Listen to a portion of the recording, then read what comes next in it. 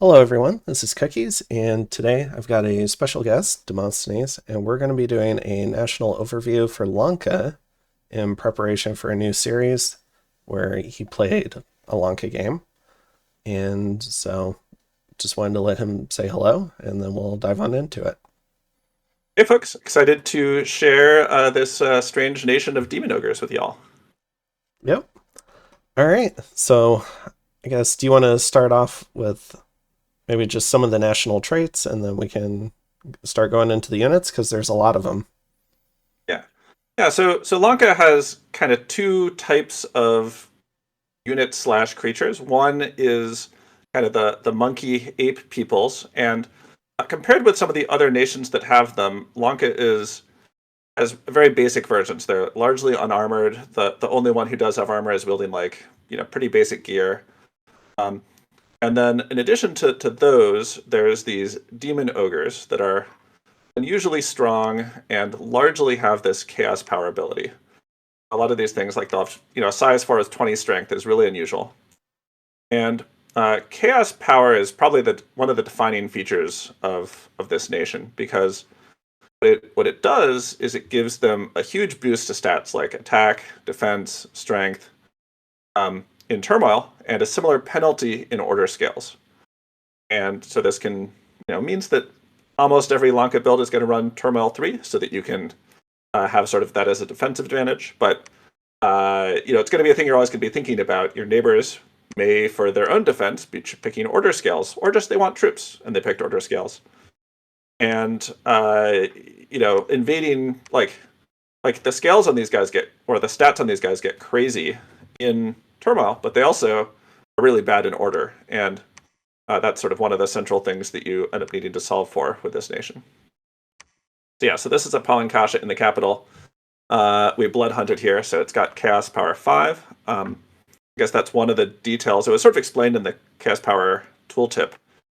But Yep. in addition to the turmoil and order scales, every 30 points of unrest adds 1 to the Chaos Power, up to a sort of a shift of 3 from the scales. So it is a thing that you tactically do as Lanka to blood hunt in somebody's cap circle or pillage or whatever in order to boost unrest.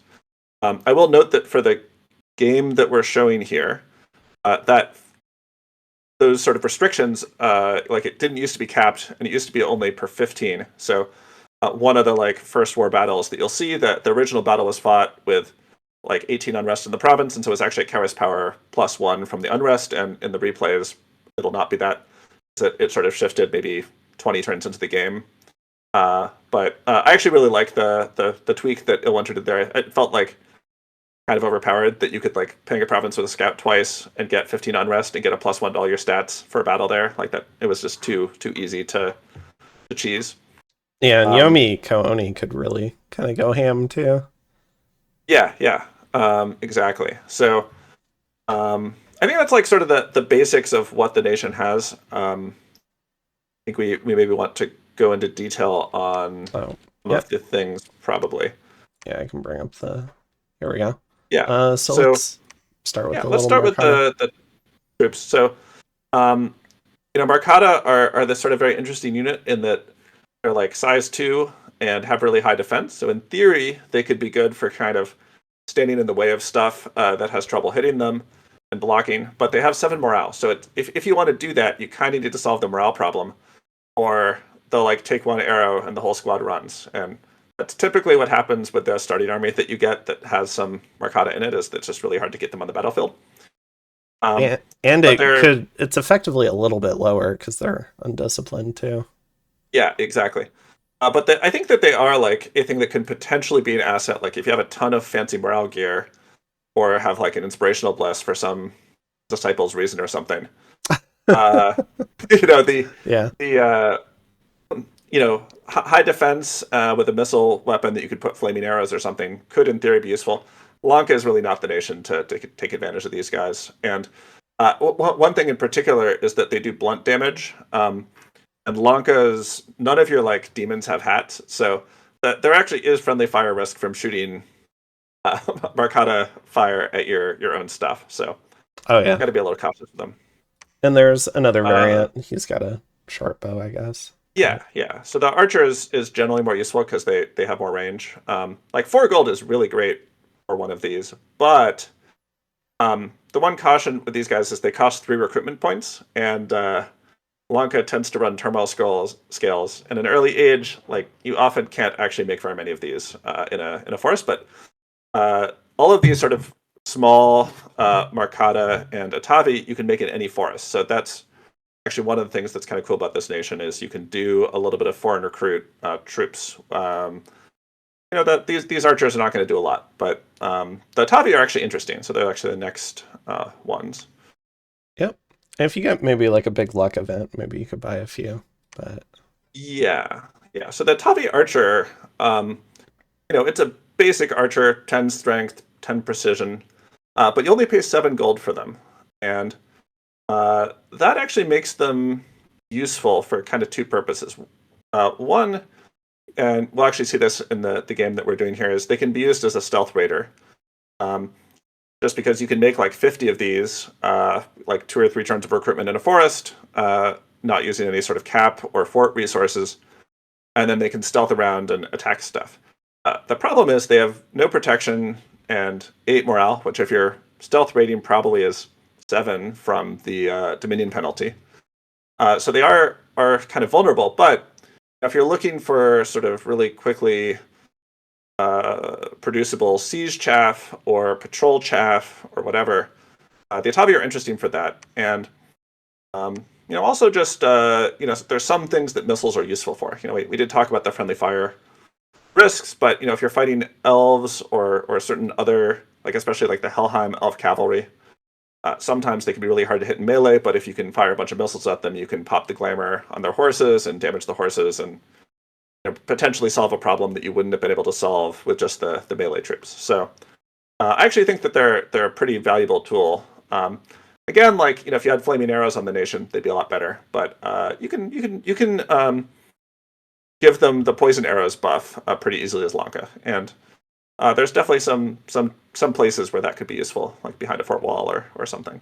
what is it? Is it True Shot that also makes them more accurate? Because Lanka Yeah, can yeah. do You also that you too. have air magic too, so you can right. So like there's a possible Lanka army composition that is like sort of a desperate defense where you don't have a lot of sacreds, where you make a bunch of imps with your mages, you put poison arrows on a bunch of Atavi archers, and your sort of goal is to have the enemy be kind of like stuck fighting your imps while you shoot them with arrows. I don't know.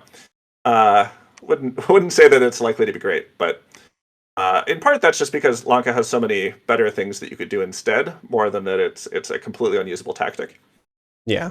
And the infantry, yeah, go ahead. Oh, I was just saying, yeah, I agree with that. Yeah, and the infantry are useful because they've got a shield. So one of the things that you find if you try to test, like, what if I send 50 Atavi archers led by an Atavi chieftain to stealth raid a province? It's actually pretty easy to lose that, just because like it's hard to hit stuff at missile range and your stuff routes pretty early. So I found in my test that using some Atavi infantry to try and like take some of the opposing missile fire with their bucklers was helpful. So I ended up making some of these as well for that kind of formation. They're also just mass. So like sometimes what you need is like your demons are going to do all the killing, but you want to avoid like getting a big surround. And so like the starting army Atavi infantry actually end up being useful, even though they're pretty much garbage. I mean the 1 protection and 14 protection buckler means that like stuff hits through their shield pretty well, even, and yeah, they're garbage, but they're really cheap garbage, and you know, they're easy to mass, and so they do have a role. Yeah, and they can move around somewhat quickly. They got 14 map move and forest survival. So Yeah, yeah. all right. Now on to the Bandar. Yes, and these critically you have to make in your forts. So whenever you're recruiting one of these, you sort of have a little bit more opportunity cost for what you could have been buying potentially. Um, Light Bandar Archer is actually a really great unit in early age, and again, it's sort of one of these things that plain Lanka you probably don't make a lot of, but it's mainly because there's better stuff for you to make.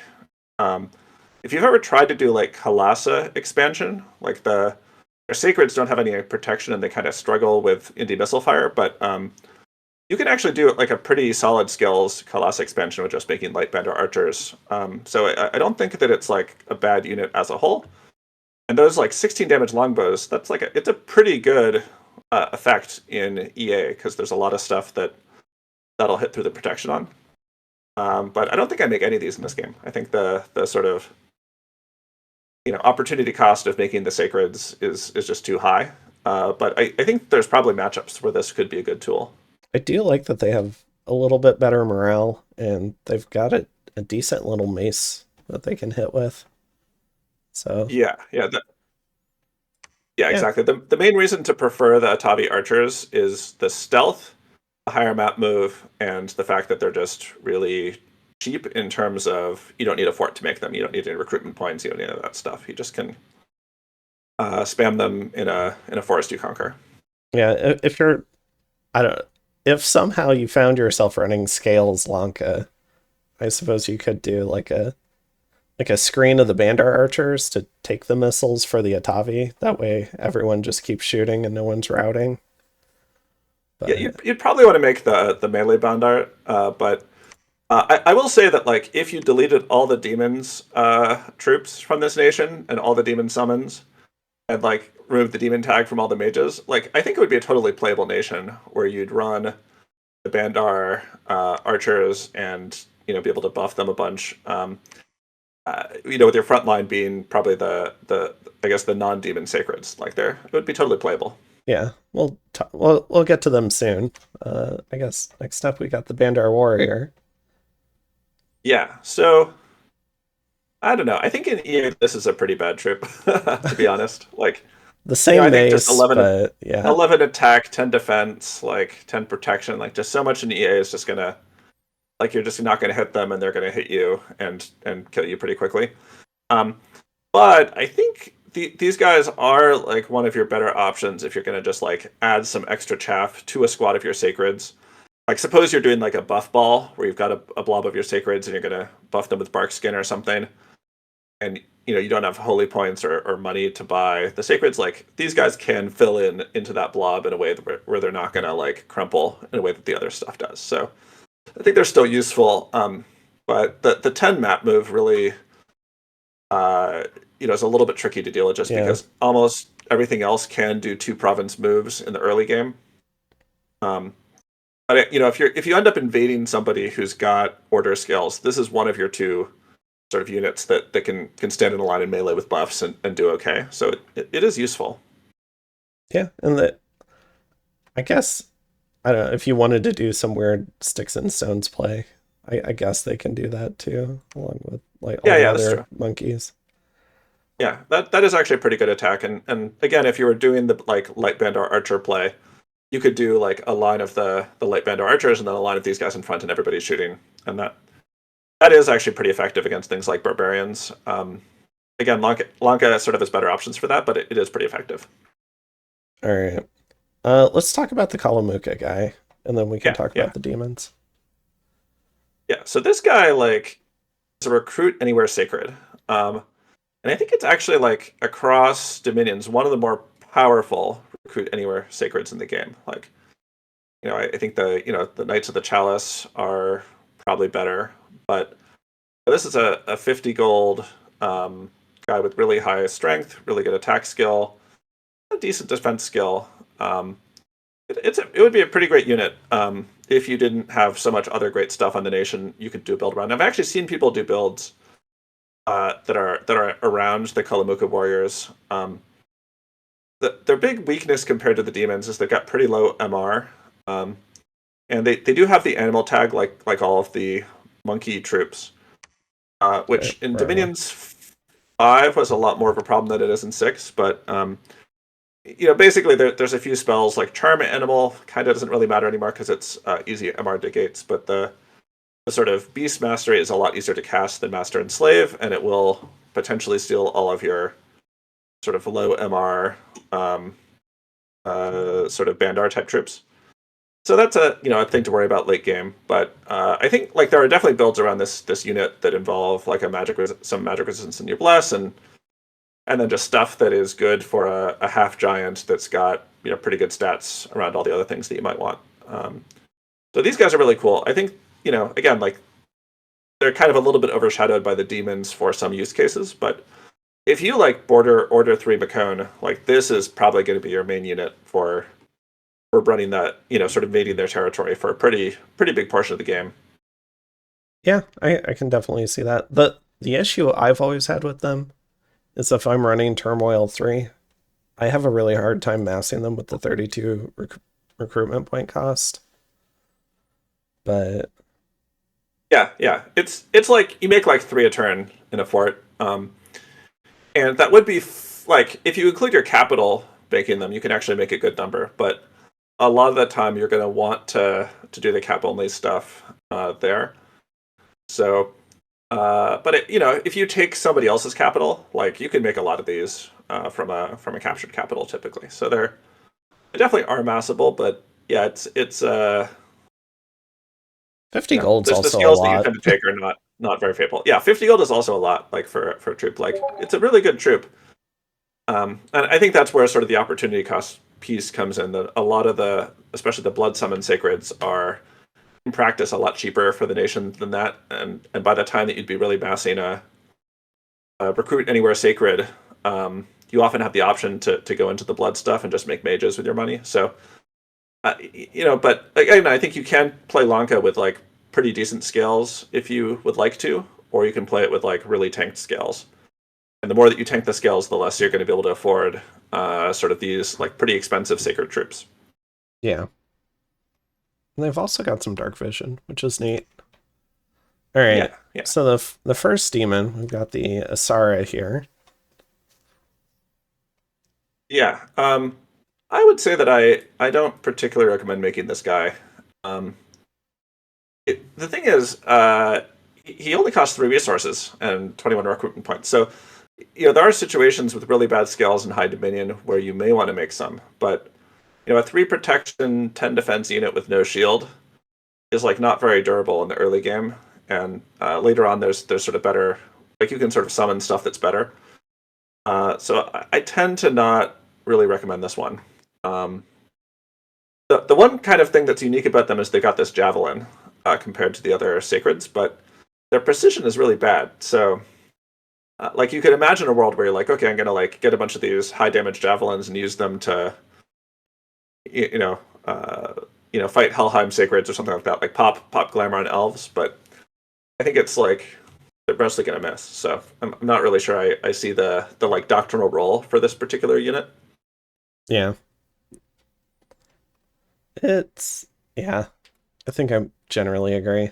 Yeah, I think they I guess were a little bit more viable maybe in Dominions 5 before we got some of the increased population stuff.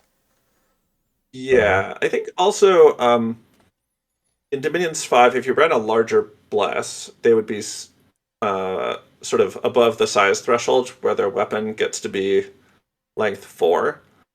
And there is one kind of thing that is special about them, which is that they can do repel in a way that I think none of the other early game Lanka Sacreds can do. And it's pretty easy, reasonable to run Blood Surge on Lanka. So these actually are, in some situations, more survivable than the other unarmored Lanka Sacreds if you end up making those. Yeah, a big thing is actually in Dominions 5, like sort of the resources if you tanked all your scales were such that you would be a lot more likely to need to make either these guys or the Anusara that we'll look at next. Whereas now you can mostly just do Palankasha in Dominion 6. yeah. All right. And speaking of the Anusara, here he is. Another So this mace. guy is, yeah, this guy's interesting. He's got like a donkey head or something. And the thing which is unique about them compared with other Lanka Sacreds is they have a really high combat speed. So they're a little bit more like cavalry in terms of how they function. So, Dominions 5 in the like mountain arena anti-dogpile map cast that Lucid did, the player who's running Lanka with a quickness, magic weapons bless, really liked making these guys. And in part it's because, you cast Divine Blessing really early and then they close really fast. And so you sort of give the opponent very little time to do whatever spells and buffs that they were going to do. to try and fight your guys. And that there's situations where that actually could be more important than having the armor and protection that you get on the Palankasha. So I think that these guys are not worth ignoring. You also can do planking maneuvers expansion with them if you like, where you try to snipe the commanders because they're kind of as fast as cavalry. Oh, yeah. So they're interesting. That yeah, I tend to only make them kind of early in expansion when I can't afford the Alankasha, because they have the buckler to give themselves a little bit better defense. I guess if you're doing a little bit more of a scales build, they might be okay because they don't eat and they don't have the gluttony tag like some of the other ones.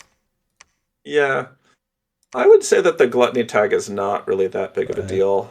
Because I think it just adds like one size or something to how much they eat for these guys, and you just never have enough sacreds that it's really that big of a deal.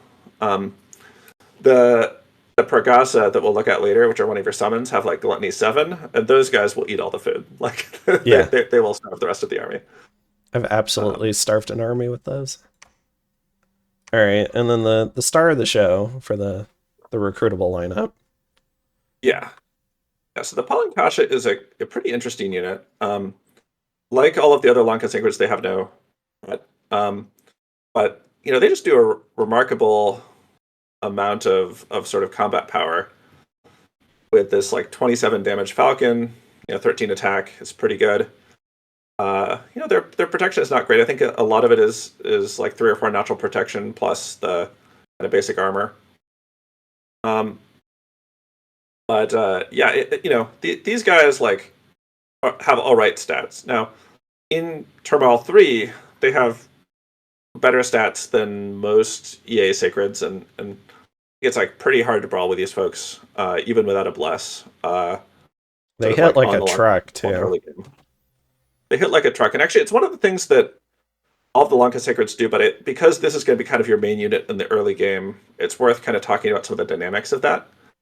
Because 27 damage is close to the point where you start hitting through shields. So like a typical shield, a 16 protection. If your unit has like 10 protection on its body, then effectively those two together on a shield hit, you're hitting against 26.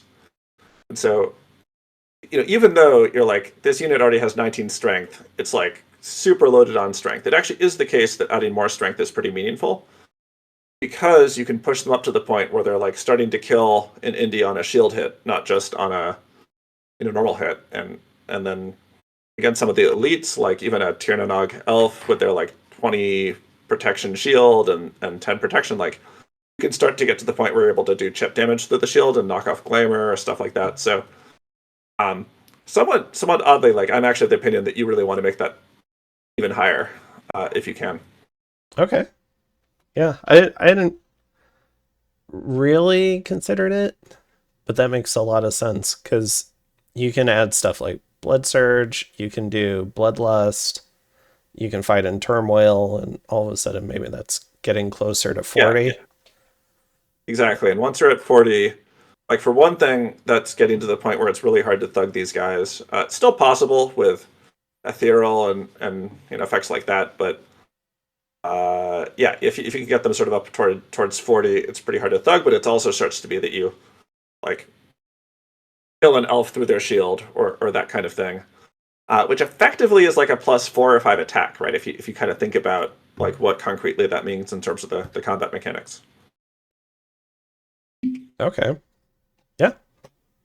And then also really nice, they got 30 hit points.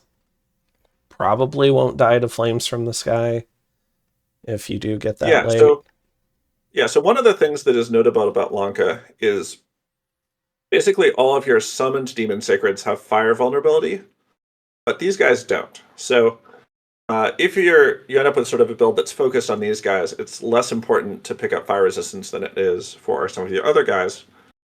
But even still, with that, it's pretty valuable because and when we look at the mages, one of your main mages is a Nature 2 mage. You can make it any fort, and so like Barkskin is like the easiest buff ever to cast on this nation. And Lanka has heat preference, so like fire damage and especially the burning effect will last a really long time in your own dominion. So, some of these builds, like the quickness magic weapons build, but with no fire resistance, are very dicey in terms of your kind of ability to take advantage of your barkskin buffs and also your ability to like deal with heat from hell later on, because a lot of your summons are going to have potentially 10 fire vulnerability once you buff barkskin on them, and that's just not fixable without a bless. Yeah, and Firestorm's not that far away. It's only a 7, so Yeah, and heat from hell at 6 is already devastating if you have that much vulnerability. all right. So, one more thing on these Oh, guys sure. that is, I think, important. So, we mentioned that they're a demon. The demon tag does a few things. It gives them perfect dark vision. It also gives them a few vulnerabilities. And in particular, there's kind of two main ones. There's the late game water stuff like cleansing water and demon cleansing. I think cleansing water works on them. But then in the very early game, every Holy Two Priest can cast this spell called Smite Demon, which maybe is worth showing. I think it's like you get an MR check, or you take just get a Holy Two, and yeah. There we go.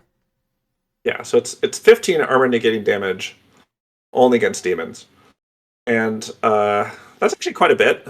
And just MR negates. And importantly, like all the holy spells have 0 fatigue cost. So like if there's like a holy 2 priest that's doing it, they'll be able to cast it every turn forever, all fight.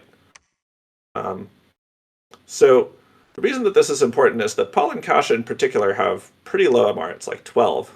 I mean, it's not bad for a unit in general, but among sacreds, 13 or so is pretty average. And among demons, it's just about the lowest MR that you're going to see on any demon in Dominions. So these guys actually really do suffer from Smite Demon pretty badly.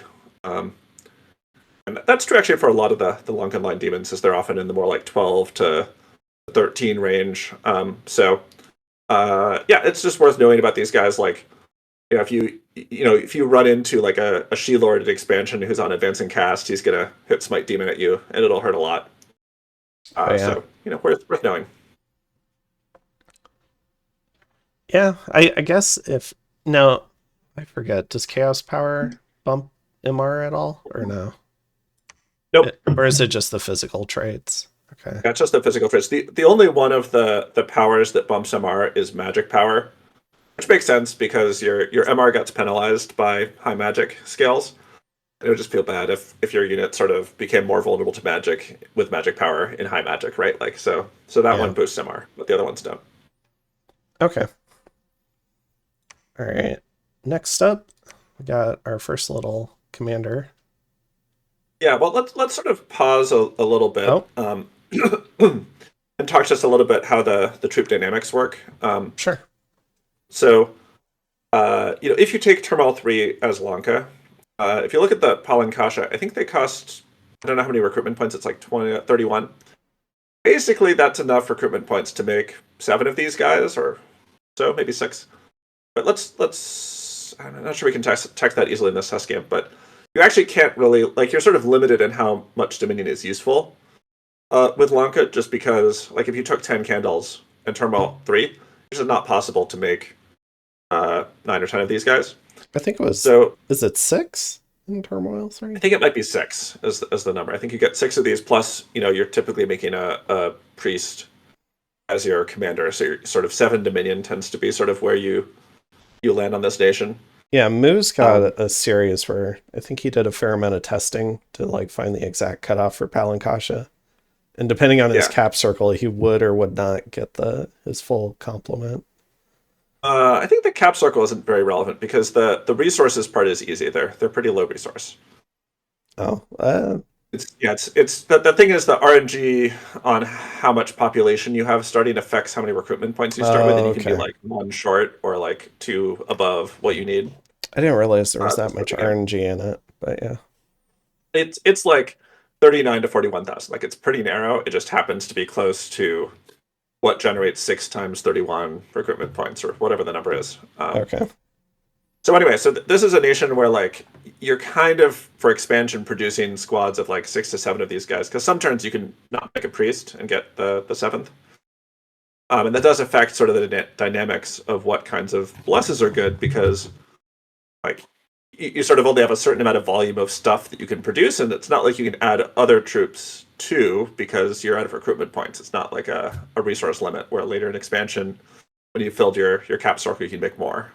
Um, so that ends up being kind of I think important in how the nation ends up playing is like you know whatever you're doing with your build, like you're limited to like roughly 6 or 7 of these guys a turn, and that's like your whole recruitment from a troop standpoint. Yeah, and you just don't, at least until maybe you get more forests or you get some forests, you just don't end up with a lot of these other troops, at least initially. Yeah, Maybe some yeah, Mercata for that's right. catching lances and expansion, but Yeah, the one other thing you can do in expansion is you can reanimate undead. Um, and maybe we'll let's go through the commanders before we get into that. Um, sure. I don't know, up to you. What do you think is better? Uh, let's go through the commanders because I think talking about the commanders will start yielding some of the Yeah, strategies, sure. and Yeah, a lot of those strategies involve making more units. yeah. So this is one of the cheapest scouts in the game. Um, yeah, they're great. Um, I think they're a little lower map move than some scouts, but usually you don't end up making a lot just because like commander points and forts are kind of expensive for Lanka. Again, it's going to really depend on your build as to how good your scales are, but you know you're never going to have like tons of money in the sense that you tanked Tormile. So They're pretty stealthy for scouts. yeah, yeah, I think normal is like 40 to 50 or whatever. So yeah, they're pretty stealthy, um, and All right. they're cheap. Yes, very cheap. However, I believe that like uh, in check, I think the Atavi commander you can make in any forest. Is that Yeah, right? Yes. I think And the so. Marcata Scout you can't. So you know, I actually found that the Atavi chieftains were how I got most of my scouts in the early game because you can make them in any forest, and even though they cost like 60, which is quite a lot for it, you know, they've got the dual use as shuffling around troops if you want them to do that. And critically, like in EA, you really want to have scouts, and it's not, you know, a lot of the time you just don't find a scout province. Lanka is not going to have that problem. You're always able to make scouts. Later on, um, there's a pretty early blood spell that's like the Shadow Imp spell, Yeah. and I like to make switch to those for scouts pretty early once I can kind of feel like I can afford the mage turns because they don't cost upkeep. And you know, once you've got like 10 of these guys, it's actually like a material sort of draw on your gold to have yeah, like you know, 500-600 gold a year for having your sort of scouting force. And Lanka could always have more spend spend more gold if you have it. Yeah. How much are these guys? 20 gold. So almost 2 gold a turn. And then these guys are 4 gold a turn. Yeah. All right. Bandar Commander. Yeah, so this guy's your starting commander. Importantly, he can do formations, which is nice. One thing to note is he has no undead leadership. So there's a little bit of a like puzzle that you end up solving in the early game, where like you're probably going to profit this guy because he's what you start with, but he can't lead your sacred. So you end up needing to like if you don't take an undead leadership bless, he's going to need to walk around with also having a Raktapada with him to be the undead leadership for the sacreds. So that is a little bit of a thing to think about in Lanka build design is that it definitely is a nation that can benefit from the undead leadership bless or kind of that early game thing, and then also you can sort of make indie priest and temple and use them to move around your long dead and stuff like that. The other thing notable about this guy is he only has 12 map move with forest survival, and a lot of your sacreds have 14. So he's a little slower than your troops, and that can be annoying. This is actually a very fixable problem. You can always give him boots, but if you look at that scale mail cuirass he's wearing, it's got a 2 map move penalty. So you can actually, if you replace that armor with any 0 map move penalty armor, he actually gets to the speed where he can keep up with them. And I actually think in the game that you're going to see here, we buy an enchanted ringmail armor from Arco or something, in order to give him the extra map move that he can sort of keep up with the rest of the army. So that's the thing to think about if you're making him a profit, that like it's worth thinking about his map move as a thing to invest in so that he can move with a large army of demons. Yeah, it makes sense. Especially if he's your profit. Mhm. Maybe some of the other ones can move a little bit slower if they're just raiding with a few Bandar.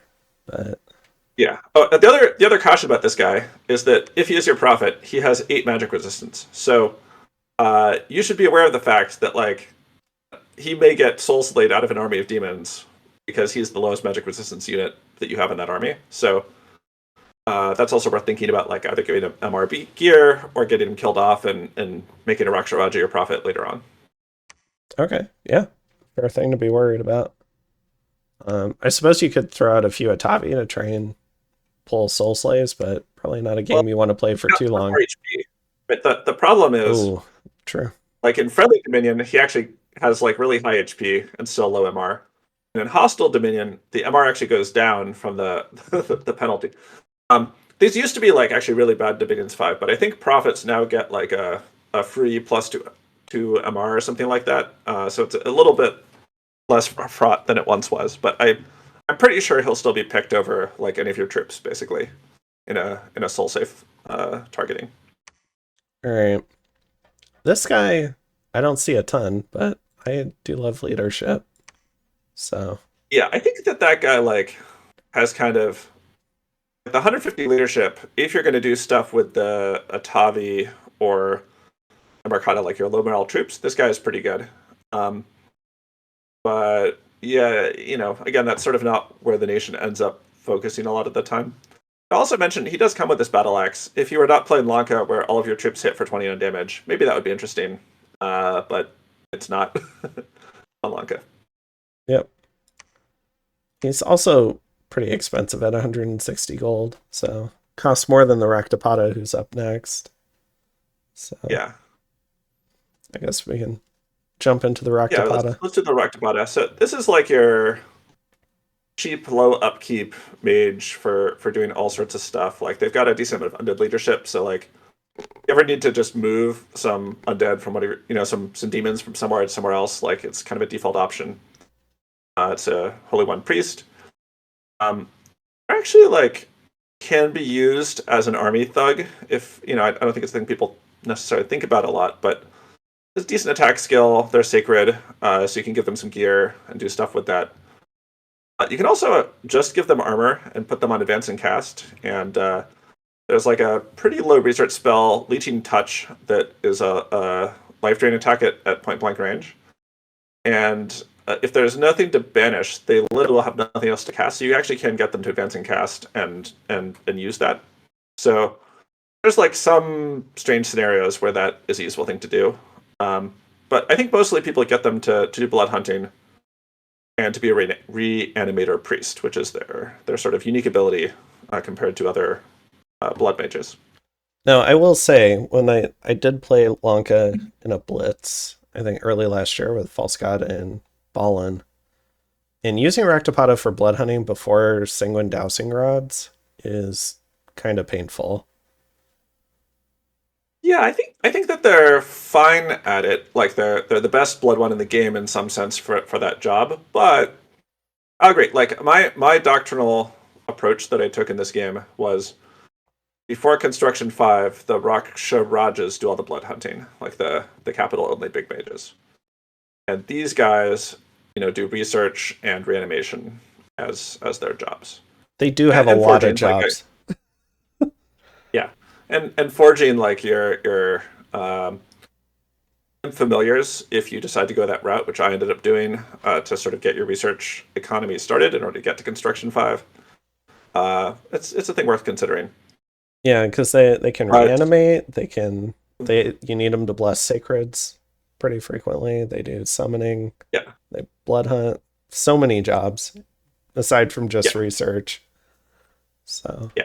But aside from that leeching touch thing, they don't really provide much useful battle magic. Like you can do imps with them.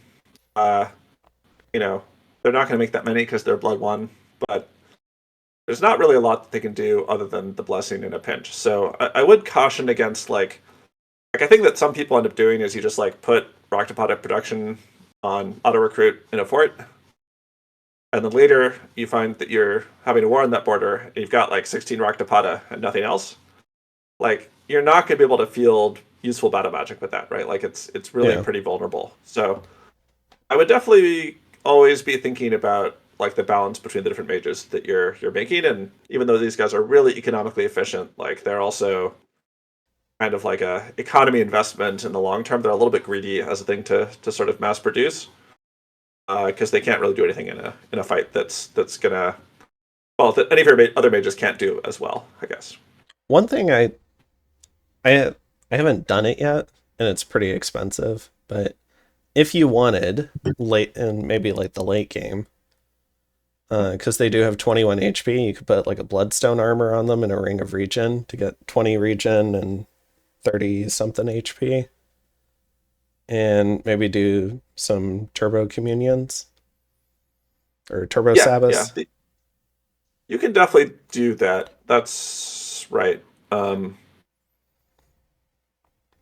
yeah, and actually, like because this nation has sort of the death blood cross path, you actually don't need to do all that fancy stuff to do sort of a basic turbo sabbath. One of the cool things you can do is like make a bunch of vine ogres, put them on bodyguard duty on these guys, and then have the Sabbath Master do Soul Vortex, and these Yeah. guys will leech off of those, and you'll get a lot more regeneration and also reinvigoration And from a that if you do Yogini a can pretty add smart like turbo personal aspect. regen, but Yeah, if yeah, you're exactly. trying So to feel like an entire army, like I don't know, if you somehow got to like 30% regen and had over 50 hit points in Soul Vortex, you could probably have a lot of masters just hammering away.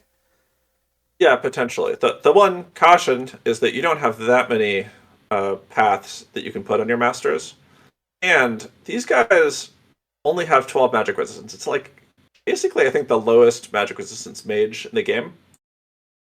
And And mostly that's not really a big deal, but these guys are pretty vulnerable to Wind of Death if that were to be, somebody were to be trying to use that against your mage core. So we'll notice that I think the other national mages, some of them have higher MR, and that's a thing that you'll think about into the late game, but in the early game it really just doesn't matter. alrighty. Yeah. I do really like the Rocktopata. Yeah. I would say that they're like economically one of the best mages in the game. Like you'll see them picked all the time in like a all stars game where people can draft any unit from any nation. But they're a unique strength for the nation. But you definitely don't want to only make those. Um, Yeah, I what was it? I think it was Lucid Sanatorium game.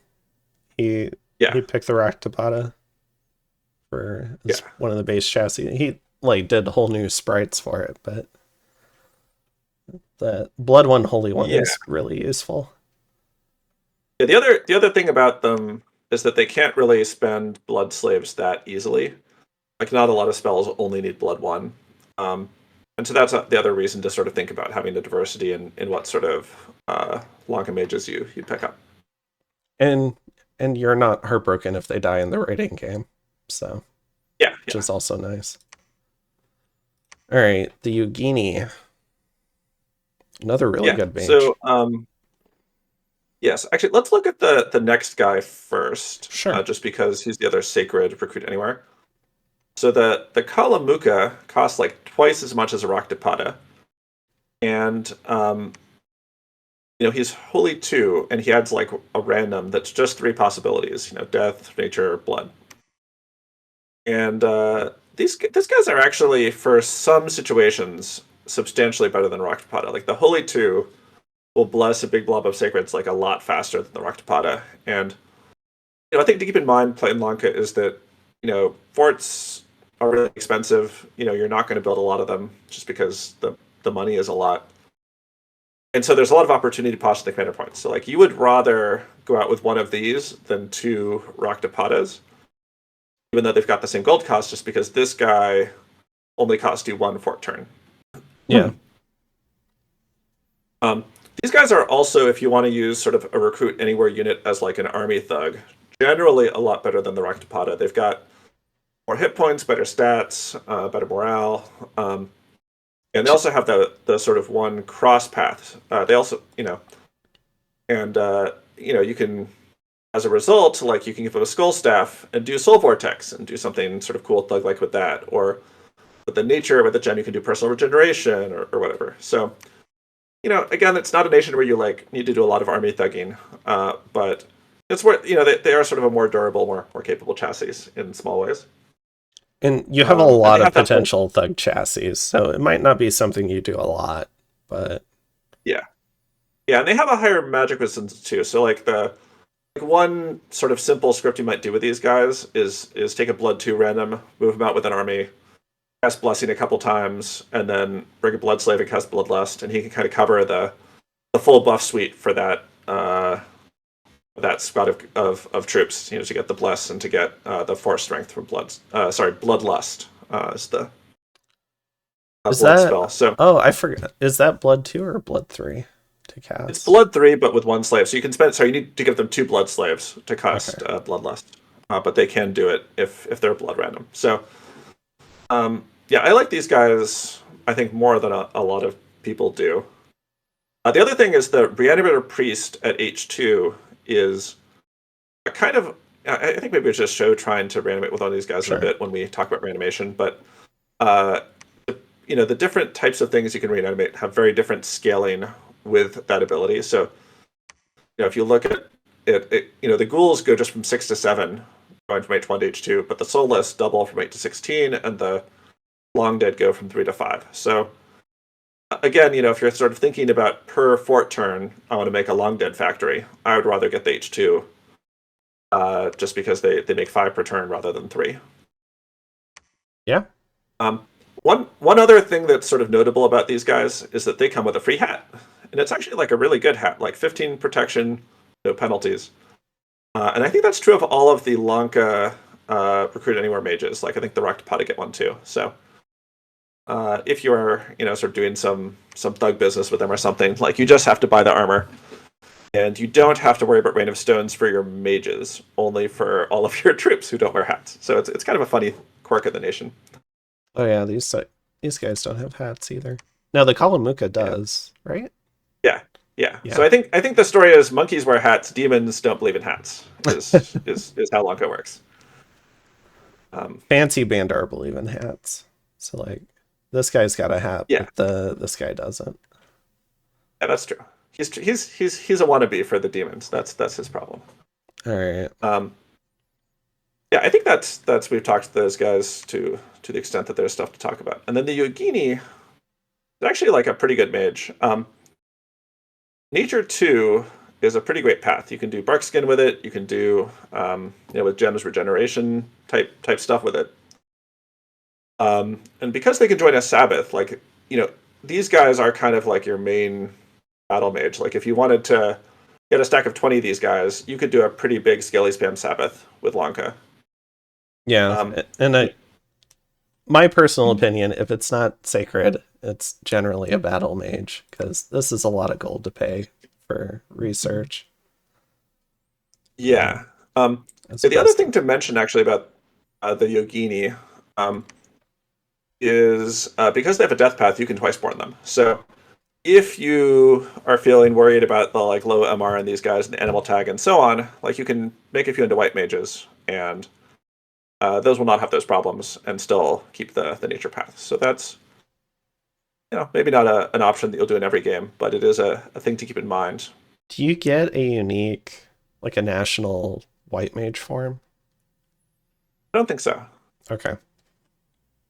It's also worth noting you can't twice born demons. So like your cap only mages, you can't do that with. That's Right. only these guys. Yeah. Um, I And think the death randoms for these guys, I guess. exactly. Yeah. And those actually are interesting because you can get a sacred white mage. So even though Death One, Blood One is like not the most amazing paths, a sacred white mage with like a big Lanka bless could actually do some cool stuff. Yeah. All right. Now on to the Let's heavy let's look at the hitters. Maybe? let's look at the Guinea a little bit more Yeah. Okay. Sure. briefly. Uh, The other note about these guys is that, or these ladies actually, is they're by far your fastest researcher if you're limited by commander points. So like, I think the Raktapada only do 7 research a turn. Their upkeep is like 4 times less, so it's way better on a per upkeep basis. But if you actually want to like, you're 4 turn limited and you want to research quickly, especially if you take drain skills, these are your researcher. Yeah. And in this game, we are going to take drain skills, and so this will be our main research plan. But even if you took magic skills, like they're 50% or so faster, maybe more than that, than a Raktapada. And sometimes like that's actually really important. Like you just need to actually get the research done, and you don't really care about how much gold you spend doing it in the short term, especially since you're going to have a battle mage to help defend wherever you're doing the research, Yeah. rather than a Raktapada that can't fight. So, And I would not recommend making a small number of these. um also, something that's kind of nice is with all 3 of their paths, I mean, they need a skull staff, but they can make 3 different research boosters to help themselves out. Or, someone else on the nation can also make them, but it's kind Yeah, of nice that you get that kind that's of a good point. access to spike their research. Yeah, and I think the one other thing to note is the fact that you have these means that the nation has really good nature late game. So like you can do Army of Giants, you can do Mass Regeneration. Like the ability to cast those things is not going to be hard. You can make the Thistle Mace that gets you to Nature 3. Add some blood boosters, and you can make the armor of Twisting Thorns, like the blood nature crossback things. They can alone with just like blood hunting get you to up into the Nature 4 level with gear that they can forge. You'll need the like big blood boosters, but you'll be able to do those with the Raksharajas. Yeah. So these are definitely like like if you didn't have other stuff, this would be pretty good. And the one other thing to notice, they have the cross path for doing a few of the sort of interesting blood summons, crossbreeding, dark vines, that kind of stuff. Um, Again, like you're probably going to spend your blood summoning troops on demons, but again, like if you're invading order scales or stuff like that, uh, bone fiends can be pretty good underground, even in order scales or stuff like that. Like they do give you some optionality for what you do. And if you do happen to get control of something like Mother Oak or something, you can maybe transformation some of them, which can be But yeah, nice too. I don't. I'm not sure what the goal would be of transforming these in terms like I don't know whether these paths are particularly exciting with a lot of the transformation chassis, but maybe, yeah. I don't know. I The worst case, you get a little bit more of the upkeep off, so you can make more of them. But let's see, because what is Yeah. that? Um it's only 8 nature gems. It's You're gonna 14 save gold like a 100. turn. But Yeah, it's I mean, maybe. I think it would be more like you're hoping to get a cross path or something, because some of the transformation things, like maybe you want to break into water or something like that. I think, Like it'd be sort of a mixed goal where you're partially trying to save upkeep and partially hoping to roll something cool. yeah, I think some of the land transformations, if you get a bird, you'll get an air path sometimes, if I Yeah. remember You can right. get air paths, you can get water. You can also, I think it's like under 10%, but there's a handful of like big Titan-like things that you can turn into like a Yeti. And Yeah, I think the reason, I have to think you'd be looking for the water path though. Like you're going underwater to try it. Because yeah, you've already got air, unless you're trying to get air nature, which I'm not sure what you do with that. yeah, I guess air yeah. Well, blood I could think it be would be like, nice for storm demons, but yeah. I think that's pretty low value for this nation, just because of what other mages you have. Um, yeah. because I think we should move on to the Raksha Raja. Um, Oh, skipping the Rakshasi for now. yeah. I think Okay. he's kind of the one to start with. So this might be one of the most expensive 2 commander point mages in the game. I guess the Royal Malqui on Nazca are more expensive, but this is 550 gold, and it just takes 1 fort term to make one of them. These guys are really powerful. But they're kind of like there's some cap only mages that are like, this is an obvious simple super combatant. That's not really what the Raksha Raja is. So they're a little bit interesting. I think they Uh, they can, but to me they kind of seem like army casters and traps. But yeah, yeah. So it's probably worth like kind of talking through the paths on these guys. So the first thing is they're a Lanka demon. So they've got chaos power. They've got 5 fire vulnerability. They have really high attack skill and relatively low defense skill. This is actually a theme across basically all the Lanka troops. Is their like base attack is in the 13 or 14 range, and the base defense is 10. Um, which is usually sort of visibly 12 with the buckler, but the buckler is I don't know. It's a 14 protection shield, so it's a little bit easier to hit through than most shields, but still probably durable enough that it's not going to be like a major factor that's breaking all the time. Um, yeah, their big thing is they're always an air 2, so you can do lightning bolt. They have the cross path for storm demon. So if you were to play like a scales Lanka, uh, like you could make a storm demon caster every turn in your capital if you want to. Um, And Storm Demons are really good. Like I think I ended up making a cluster of them just for sort of a different attack vector in this game, and I think it's definitely worth thinking about. Just because all of your stuff is really good in melee, but sometimes you want some capabilities that are a little different. yeah, Um, all of them can magic phase with Cloud Trapeze. So one of the things that you can do is like drop like 5 of these guys on some Titan that you want to kill, and one of them can make a bunch of imps, and one of them can skelly spam, and some others can be like super army thugged out to go actually kill the thing. Like they're really capable. And I think critically they're your only recruitable thing that has the Lanka chaos power. So if you look at that attack skill of 14, well, that's 14 without any chaos power. So if it's like in friendly dominion, that goes up to like 19. You can imagine adding Blood Surge to get 3 more once you killed something, and Rig of the Warrior for another 5, and you could do a really powerful repel thug on these guys. I think that's one of the things that is sort of a special capability for Raksha Rajas that you can't really do with anything else you can recruit on this nation. yeah. Um, so that's sort of an important capability. But I'd say that their main thing is that they're kind of the big casters for the nation. Everyone can do Bloodlust. Air 3s, you can do a lot of stuff in the Fog Warriors direction. In the early game in a desperate battle, you could roll out your like 6 Raksha just from the capital and just put Mistform point buffed on all of your sacreds, or at least like a cluster of them. And if your opponent doesn't have magic weapons, that can actually really change the outcome of a hard fight. Oh yeah. Um, and S- they're also blood 2 base, so they're really good at blood hunting. Something else that I kind of like is if you do happen to take, I think it's Fire Glamour on your Pretender, you can do Rings of the False Prophet, and so these guys can just jump around and be Divine Blessing casters as well. If like Yeah, you can Sabbath your way into that, but sometimes maybe you want that a little bit faster, like just turn 1. yeah.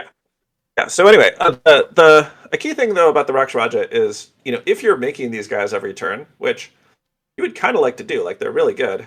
You're going to spend all your gold on that. Like Yeah. if you tank their scales a decent amount, the upkeep is all right because it has the sacred bonus, but the like 550 gold on this guy plus 6 of the sacreds is another like 350. Like you're burning 900 gold a turn in the capital just making like this guy plus 6 sacreds. 20. I'm just a little bit curious if it's cheaper. It's not quite cheaper than the Yogini, but yeah. Yeah. So, that's the thing to think about, but they're pretty fast researchers if you want to have them do that. They're also really good site searchers because they cover 3 paths, and they're kind of your main air access, so that's a thing to think about. I would say that I would kind of try to make a whole lot of these and kind of shift to the Yugini, or sorry, the other one, the Rakshasi. Yeah. When you want to slow down your expenditure, at least in the early game, and get a better site searcher. And they also Because add these only glamour. cost 425, Yeah. but it's 425 over 2 turns, so it's actually like 2.5 times cheaper in terms of like your rate of gold outflow to make Rakshasi than to make Raksharajas. Now, for the Raksharaja, what would you do with maybe like your air death and blood randoms? Yeah. So the air randoms I would typically think of as casters because they can put up storm and other sort of A3 plus stuff. If you give them an air booster, they can do Raven Feast, which is a really good way to farm death gems from all of your blood hunting operations. So that's sort of an important thing to think about. Is being able to forge air booster to be able to support them doing that. Um, the death randoms are death 2, and you can do Skelly Siema with the death 2, but it's not like that exciting with the skull staff goes up to death 3. What I found kind of special about those is that you can do invulnerability and soul vortex on them. Dominions 5, like these guys were not very good thugs because everybody took magic weapons on their sacreds, and they didn't have a way to buff protection. But now there's kind of this interesting dynamic where you cast invulnerability and mist form, and now you've got really high protection against non-magic weapons. And until somebody hits you with a non-magic weapon, they just hit you for 1 damage. And then you had Soul Vortex where you're getting free reinvigoration and HP every turn. And these guys can actually get really hard to kill if you don't have an army thug or some sort of counter thug that does a lot of damage that's magical and that can hit him. And with And their you can oh no, sorry, go ahead. oh, I was gonna say, and with the magic phase part of it, I think that makes them especially good for alpha strikes. Yeah, yeah, and they're also pretty high map move. I think you see 18 there, but I think these guys also have a penalty from their armor, so you can actually increase that more by giving them like it's 4 map move penalty from the armor. So you'll see some stuff in this game where we give these guys bits of the messenger, and I think enlarge amulet so that they're bigger, which is another 2 map move, and replace their armor, and they're like running like all the way across the map. And Yeah. anyway, these guys are really capable in sort of for just providing power projection at a distance, both through the cloud trapeze, but also through just walking a really long distance on a turn. So I think you can never have enough of these, even though they're really expensive. And then the blood threes, I guess, you can do blood rain and stuff in battle, but I think I found those to be like my early blood hunter sort of troops or mages because they're just really efficient at blood hunting. Could they end up Yeah. having better scaling for the summons? I forget if some of the summoning spells No, none of the scale. summons depend on Okay. that for Lanka. Yeah. I guess the other thing with the blood threes is that in the late game, maybe starting with actually like blood 5 or 6, you start getting access to some really powerful rituals that need a blood 5 mage to cast them, and the blood 3 randoms are a lot easier to boost up to that. So stuff like Horde from Hell to get a bunch of imps as a sort of remote troop attack. Stuff like what do you call it? The disease demon spell. Yeah. And then later stuff like 3 red seconds or summoning the like really big demons. So these I think all these randoms are useful. I would say that I tended to use the like death randoms as my thugs because they're able to do that soul vortex invulnerability combination, and the other ones can't, and the other ones tend to be more sort of air for ritual for combat casters and blood more for ritual stuff. But really, you're gonna use them all however you like. Like in a pinch, you give a skull staff to the death one guys, and they can jump on an army and do the skull vortex invulnerability thing. And even with just like the magic skull staff to hit people with, they do a lot of damage. And I mean, if you're okay sacrificing the armor slot, you can do, what is it, the Bloodthorn and the nature blood armor on them. They don't gain the benefit from the nature boost, but that might be one of the cheaper ways to get a blood 5 that I've seen in the game. Yeah. Yeah, the other thing to mention about these guys is that they're one of the few commanders in the game that can do Hell Power super combatant plays. because the native blood 3, you just need like one blood booster to get up to blood 4, where you're able to cast Hell Power without going to sleep. Oh, And and usually without the way that feeling sorry, terrible go if ahead. you lose the gear to a horror. Yeah, exactly. So I think I do that at least once in this game. So one may get to see that, but Hell Power is only all right for thugs in some sense. You get like force for attack, for defense, some reinvigoration, plus 2 to all your magic paths. But again, if you're doing like thugging, you might not even be using that for anything. But sometimes like getting your attack skill up to like 40 rather than 36, say, make the difference in being able to just repel a whole mob of stuff around you, for example. So it is an important capability to keep in mind. Alrighty. Let's move on to the Rakshasi, because I think Yeah, these are sure. really interesting. Yeah, so this is your diversity mage for the nation. Like what we've seen off the capital, you just have blood, nature, death, period. And then the Raksharajas add air, and the Rakshasi sort of have one each of these 4 paths, including glamour, and then they get 2 more picked at random. So each one is kind of like a little bit of roll of the dice as to what you get. Like it's the only way you can get death 3, other than a 10% random. The other way to get like nature 3, only way to get glamour. So you're definitely going to want to make some of these. The only reason you wouldn't want to make like as many as you possibly can is that the Raksharajas are really good, and if you're not gold limited, which you will be at times, each one of these has sort of an opportunity cost of 2 Raksharaja. Wait, Yeah, the other fun thing, yeah, is that they can shape change into a seducer. let's see. Um, I'm looking for him. There we go. Yeah. yeah, which looks a lot like a Kailasa style person, but I think it's actually a troop version that kind of looks like these. That's I don't know this sort of line of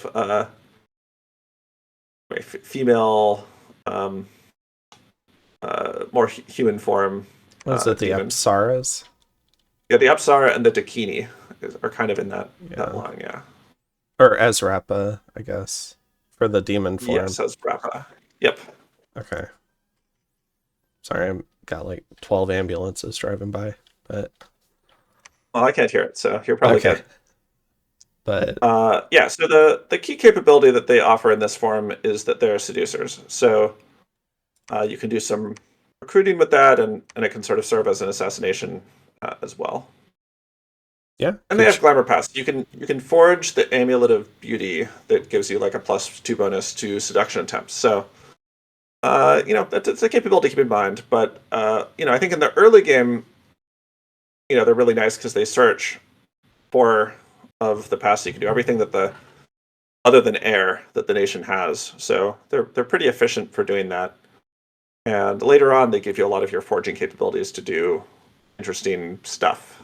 Um, so you're definitely going to want to make some, but yeah, just my personal view is, if you can pull a glamour 3, that'd be pretty nice. But yeah, yeah.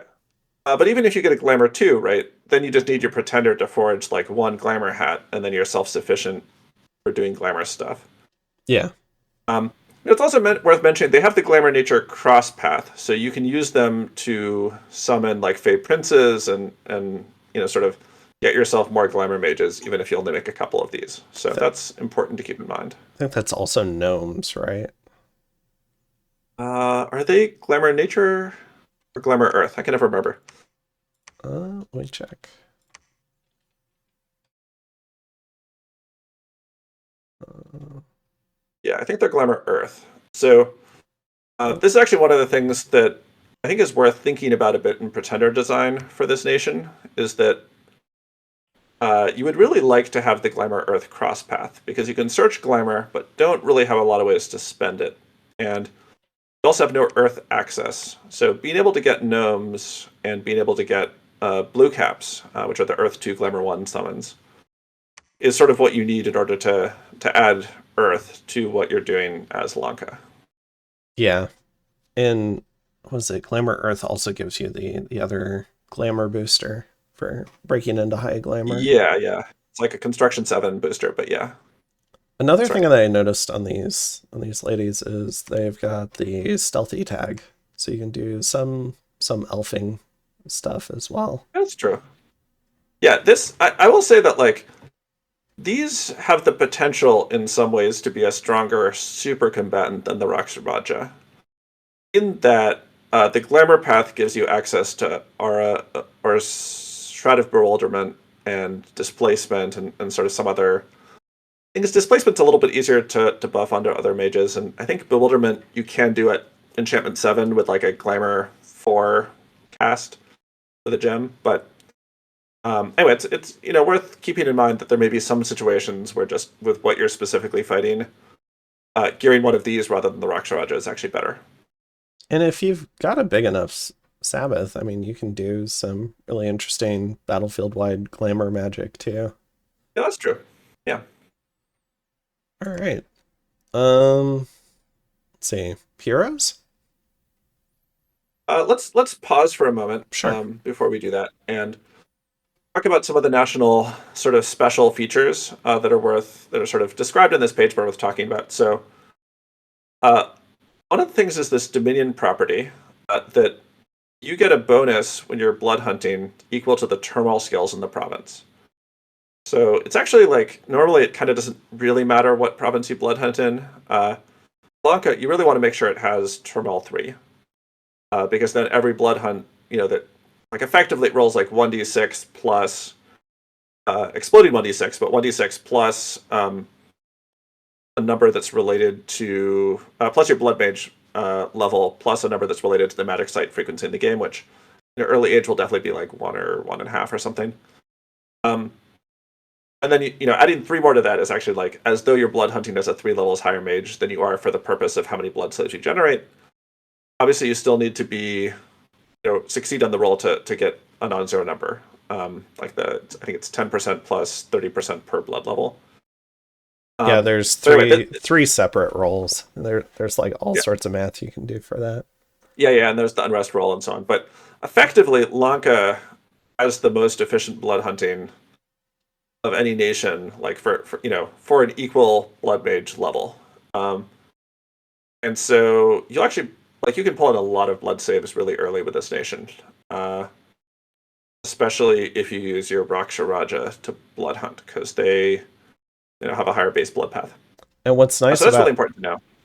what's nice about the Raksharaja and the Kalamuka then for blood hunting is they can help preach to get the Dominion and the scales where you need it to be, and then they can just go to town.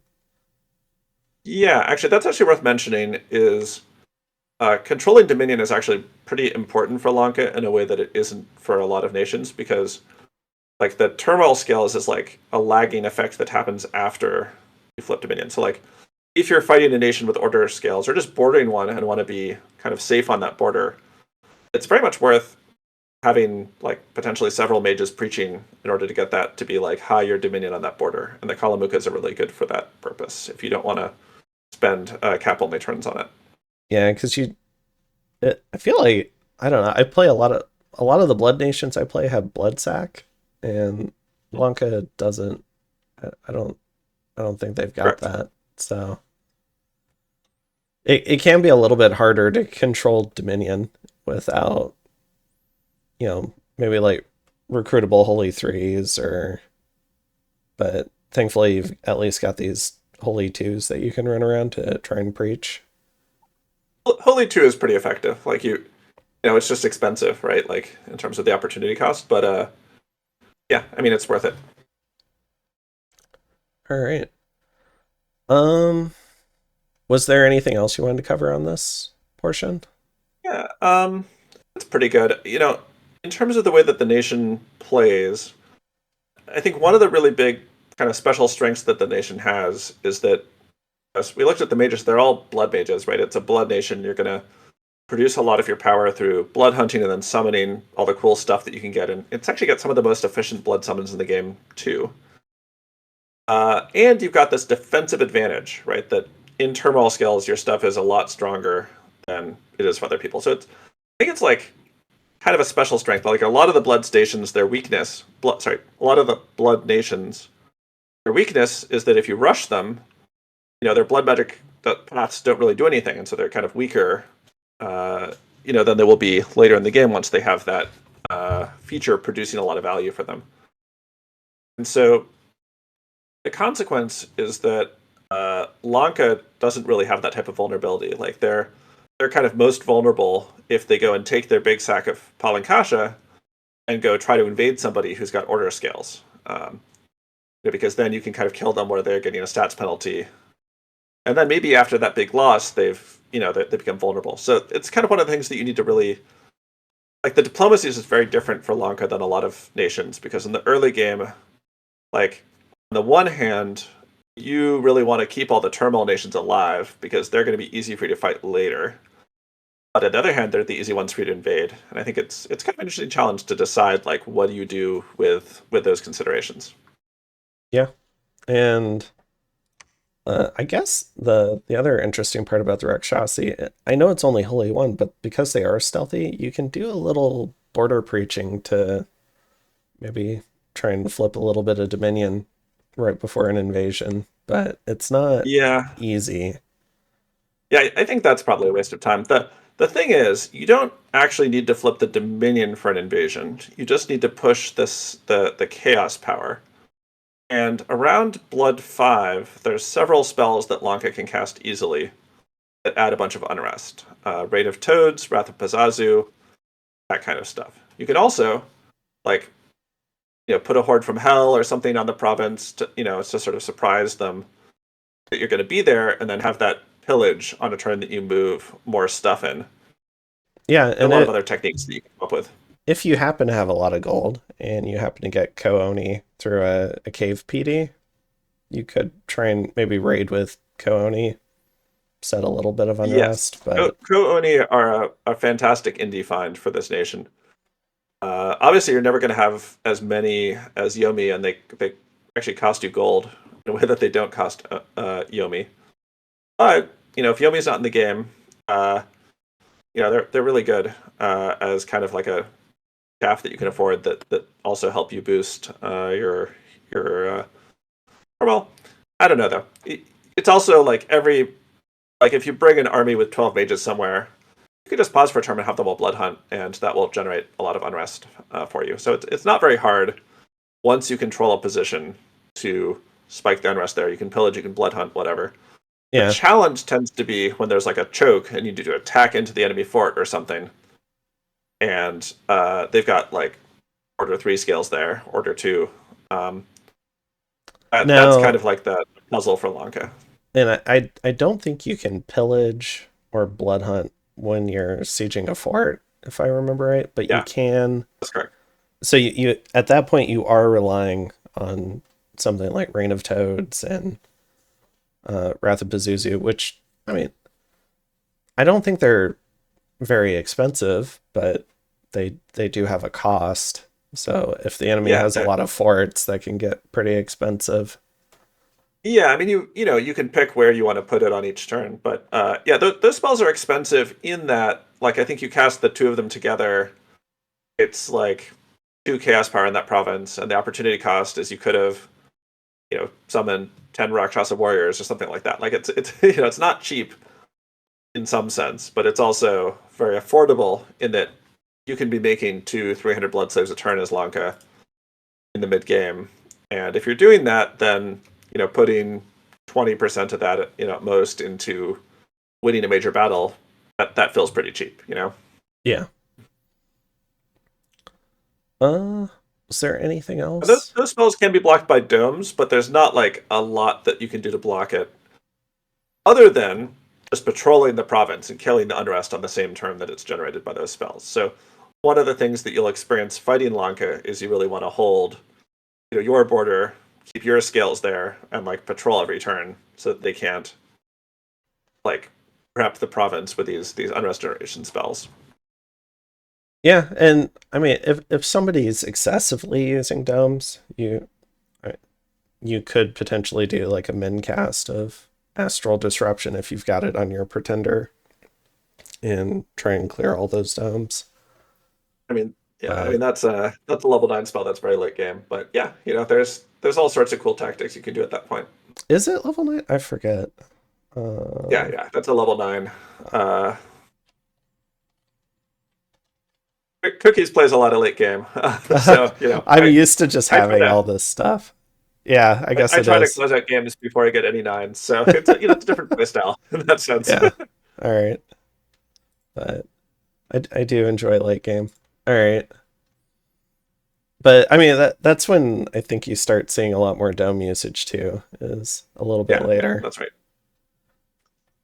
Um all right. Let's talk about some of these other units so we can start talking about the like Yeah, the summons working together with the national troops. All right, we do have one hero,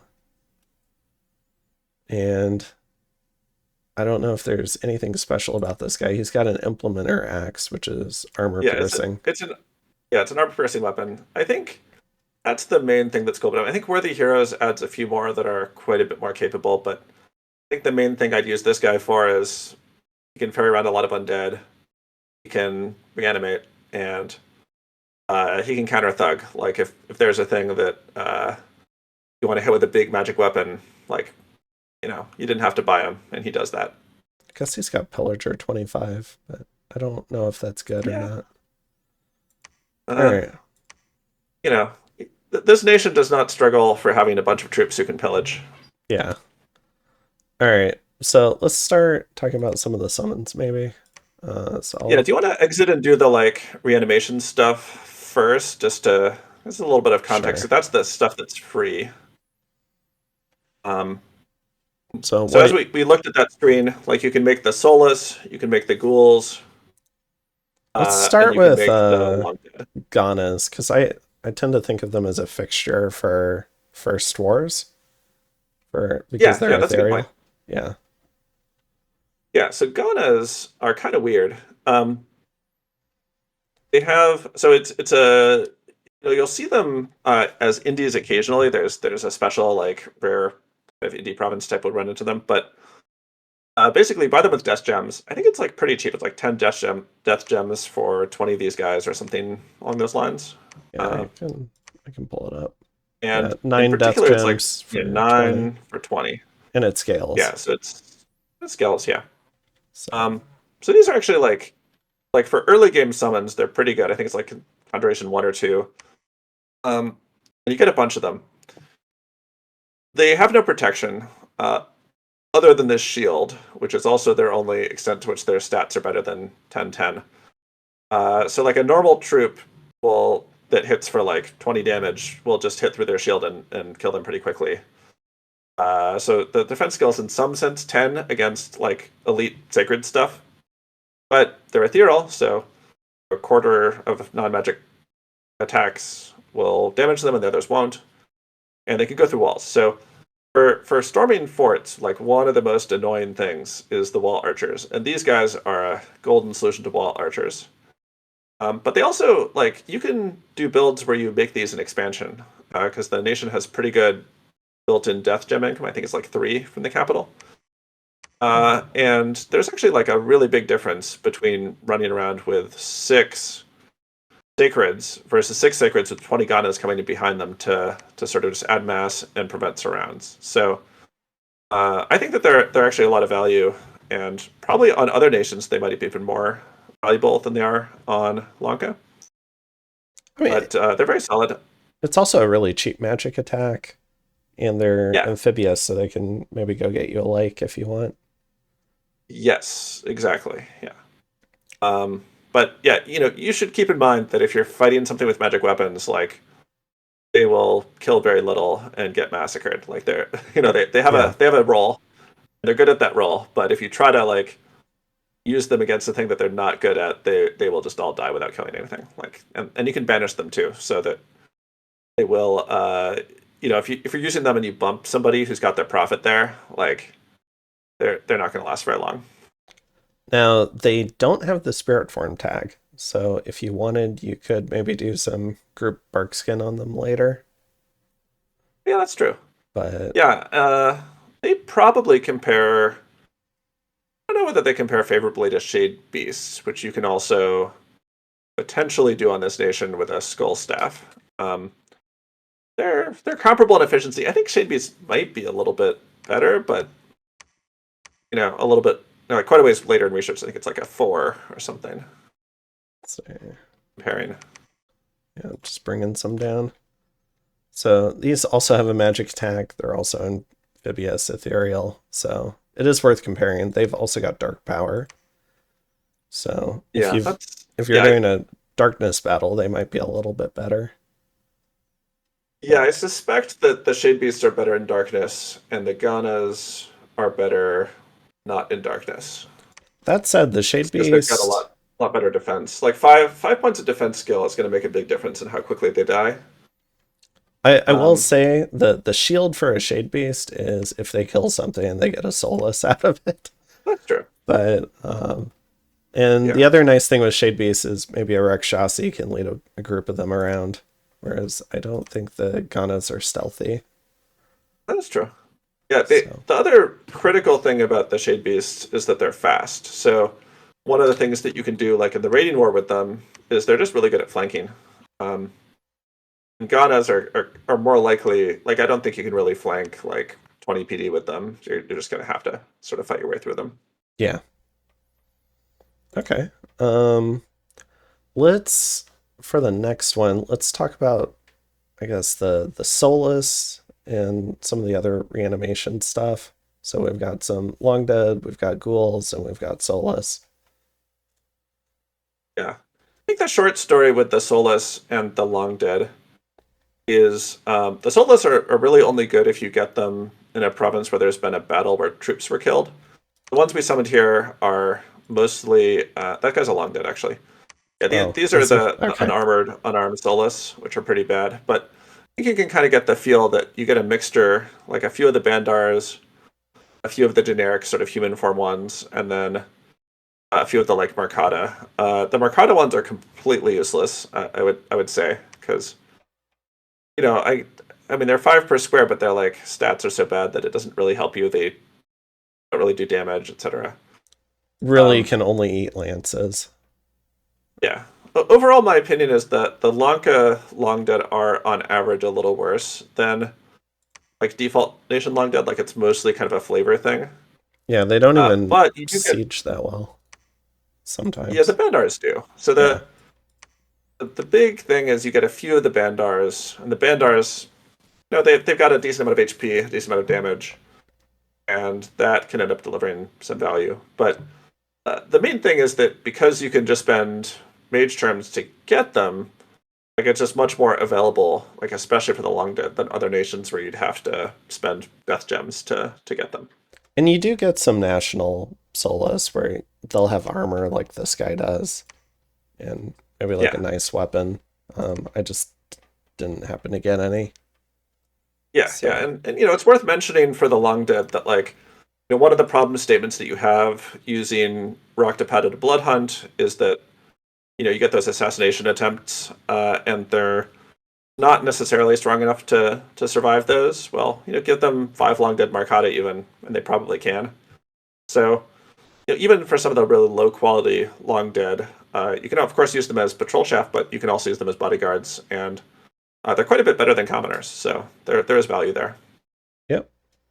And then, I guess, where are these guys soulless? I forget. Yeah, so the possessed corpses are a really weird unit. They're like a Conjuration 5. Oh, okay. All right, so they're different. We can talk about them in a little bit. But... Yeah, we can talk about it, but let's do the ghouls. So, basically half of the ghouls that you recruit will be these Pisacha, who are kind of like a Bandar ghoul. Critically, they've got like quite a bit of the Corpse Eater trait, so you can get them up to like 30, I guess 31 HP maybe is what they have. Plus with 12? That, because you... Oh, yeah. On HP, I think they start at like 20, yes. They get up to 32. They don't have any protection. Their stats are pretty bad, but my experience with them is that they are actually pretty helpful in expansion.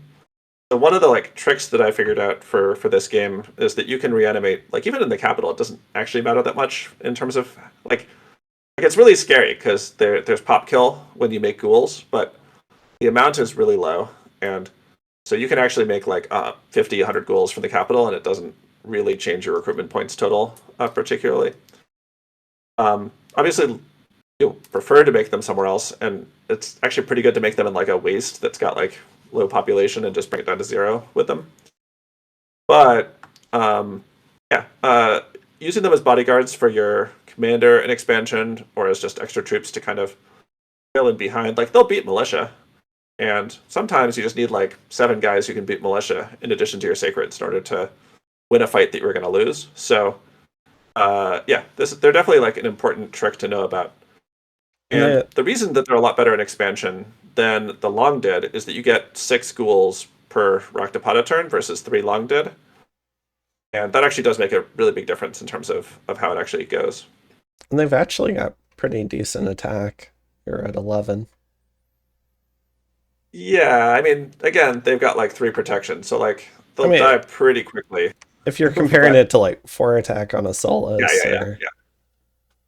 Yeah, the Soulless you got to be careful with because you can have your prophet reanimate for like 1 turn and get like 24 Soulless, and then you're like, great, I'm going to add these to my army. But they will often like kill very little, get banished by Nudie Priest, and HP rat your army. So you got to be careful with bringing too many Soulless along, I, even as Lanka, where the troops have a lot of hit points and good morale. I kind of think of them as just kind of standing at the very back of the army if you do bring them, and they just kind of help siege stuff.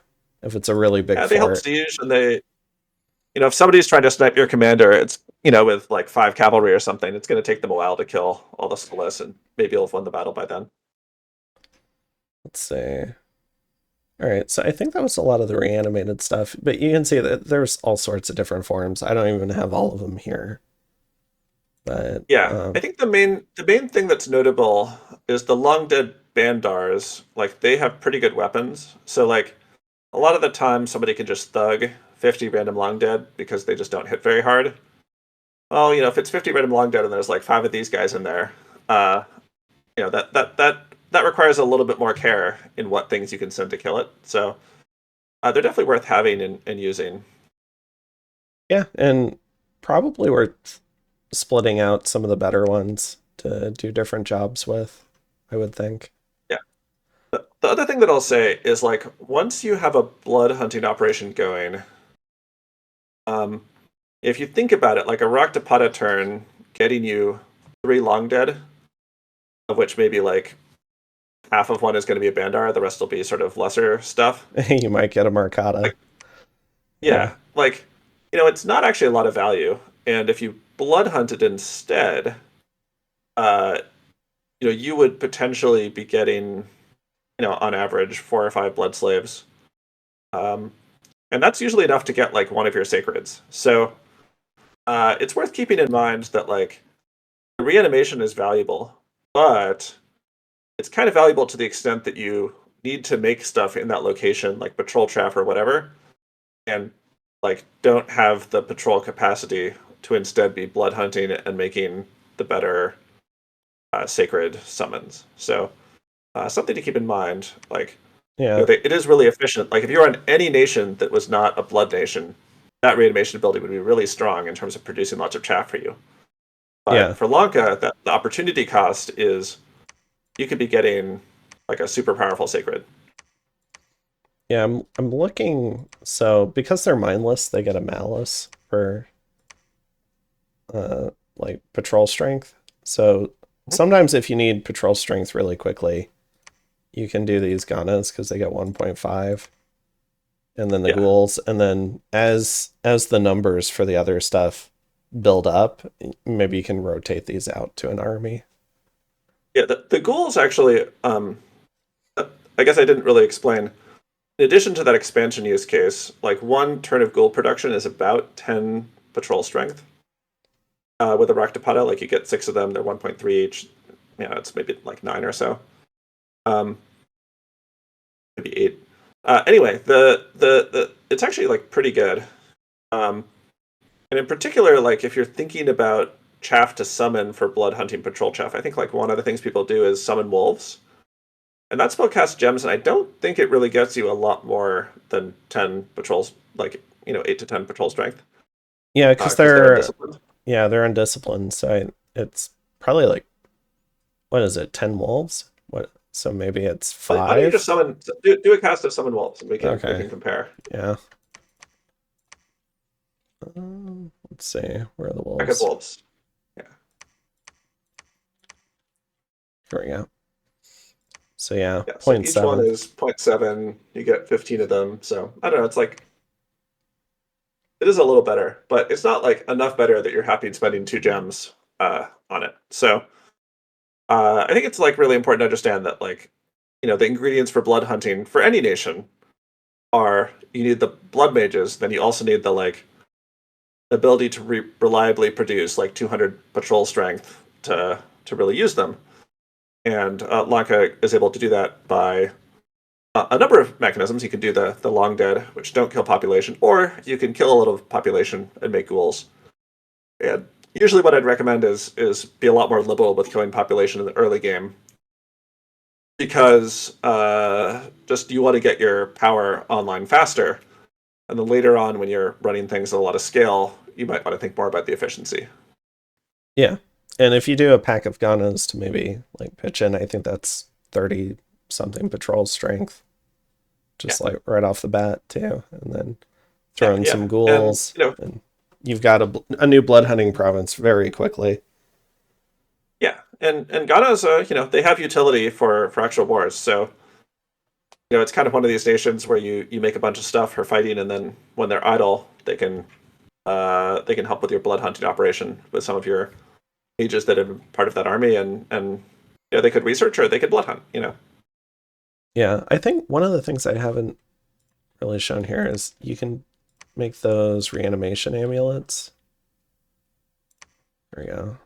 And uh, is there any changed impact if you Yeah, say, it's +2 for I think some of the things you can make. I think it helps all of them, including goals. Yeah. okay, but all right, so there's not like any additional scaling on Solicit ghouls. It's still just +2. Yeah. So I guess if you Yeah. So are wanting to do long dead, you probably want the amulet, but if you don't have the amulet, maybe you probably want to do the other stuff. yeah. So like, I think it's a pretty good economy to take one of the H2s, give them the amulet, and make 7 long dead a turn. Because then you're still only spending 1 fort turn, a few death gems. Uh, in terms of your sort of commitment to produce that. Yeah. That's pretty good value. All right. Um, let's talk about the animals. I don't think we have to spend a ton of time on the animals, but I mean, I Yeah, I don't think. I Go ahead. recently saw Distant Horizon have a number of successful raids with a party of buffalo, but I don't think that's very common. Let's see. So you've got elephants with 20 damage tusks. They trample. They do have a little bit of protection. Terrible morale and MR. Buffalo, somewhat similar, except they can berserk, which is pretty cool. And then you've got tigers with 2 attacks, so they're a lot more killy, but a little bit glass cannony in that regard. But I'm not sure if Yeah, you I had feel any like. thoughts. Yeah, I feel like there probably is a sense in which some of these things could be a good panic button. Like for the elephants, are they disciplined? Yeah, the elephants and the buffalo are disciplined. The tigers are not. Yeah. So there's almost certainly like a desperate play you could do as Lanka, where um, you take a pile of the elephants, you buff Mistform and Gift of Flight on them. You And put them in Bodyguard on a Raksharaja, right? You make them fly, you put Mistform on them, and then you try to drop the Raksharaja on the enemy backline and trample commander or stuff like that. Like there's definitely plays you could do with them. their Um, morale's a little bit better. It's because I've got them on a bad commander, but it's still yeah, pretty low. yeah, and you put them on a Raksharaja, he's got a morale bonus. You can, there's some basic gear that helps with that too that you can get. So I wouldn't say that they can't deliver power for the nation. Like, it's just mostly like nature gems are really valuable for other stuff. So probably this is like a thing you keep in your back pocket rather than like the first thing that you spend gems on. Is these kinds of troops. Yeah, and I guess you can touch of madness these guys already come with Berserker, which is pretty neat. They've got 2 Yeah, attacks, so yeah, the yeah. the Buffalo got a lot more value than I thought they would watching those raids, but Yeah. I mean, it's definitely the case. Like Mistform mammoths as Kalem are pretty scary, and these elephants I think have lower morale and stuff. The stuff you need to solve, but there might be threats that like an unholy weapons build that you need to deal with. Or making a bunch of elephants and then buffing them with Mistform and regeneration or whatever, like might get you out of a pickle that you weren't able to solve another way. yeah. The other thing is that for any nation, the ability to have tramplers is a way that you can get through the fort gate. So, like, the Ganas can solve the wall archers, but sometimes you need to get through the gate in order to make good contact with the enemy and not get stuck fighting skeletons or whatever. And tramplers are usually a great way to do that. And then you chase them with your sacreds, and you're able to have a sort of proper battle inside the walls rather than that. So, I think it is a real capability. Um, I'm I not sure I know why you would make the tigers, but maybe there's a use case. uh I I guess if there's something with really low protection that you just want to try and grind through, but Okay. Yeah, um maybe the like tiger use case is like EA Tenchi with the warriors of the five elements have really low protection, and if you're fighting those with unholy weapons, I think they will blend Lanka sacreds in melee pretty well. And these guys you might be able to like have both the warriors of the five elements and the tigers die, and sort of not lose your sacreds to them.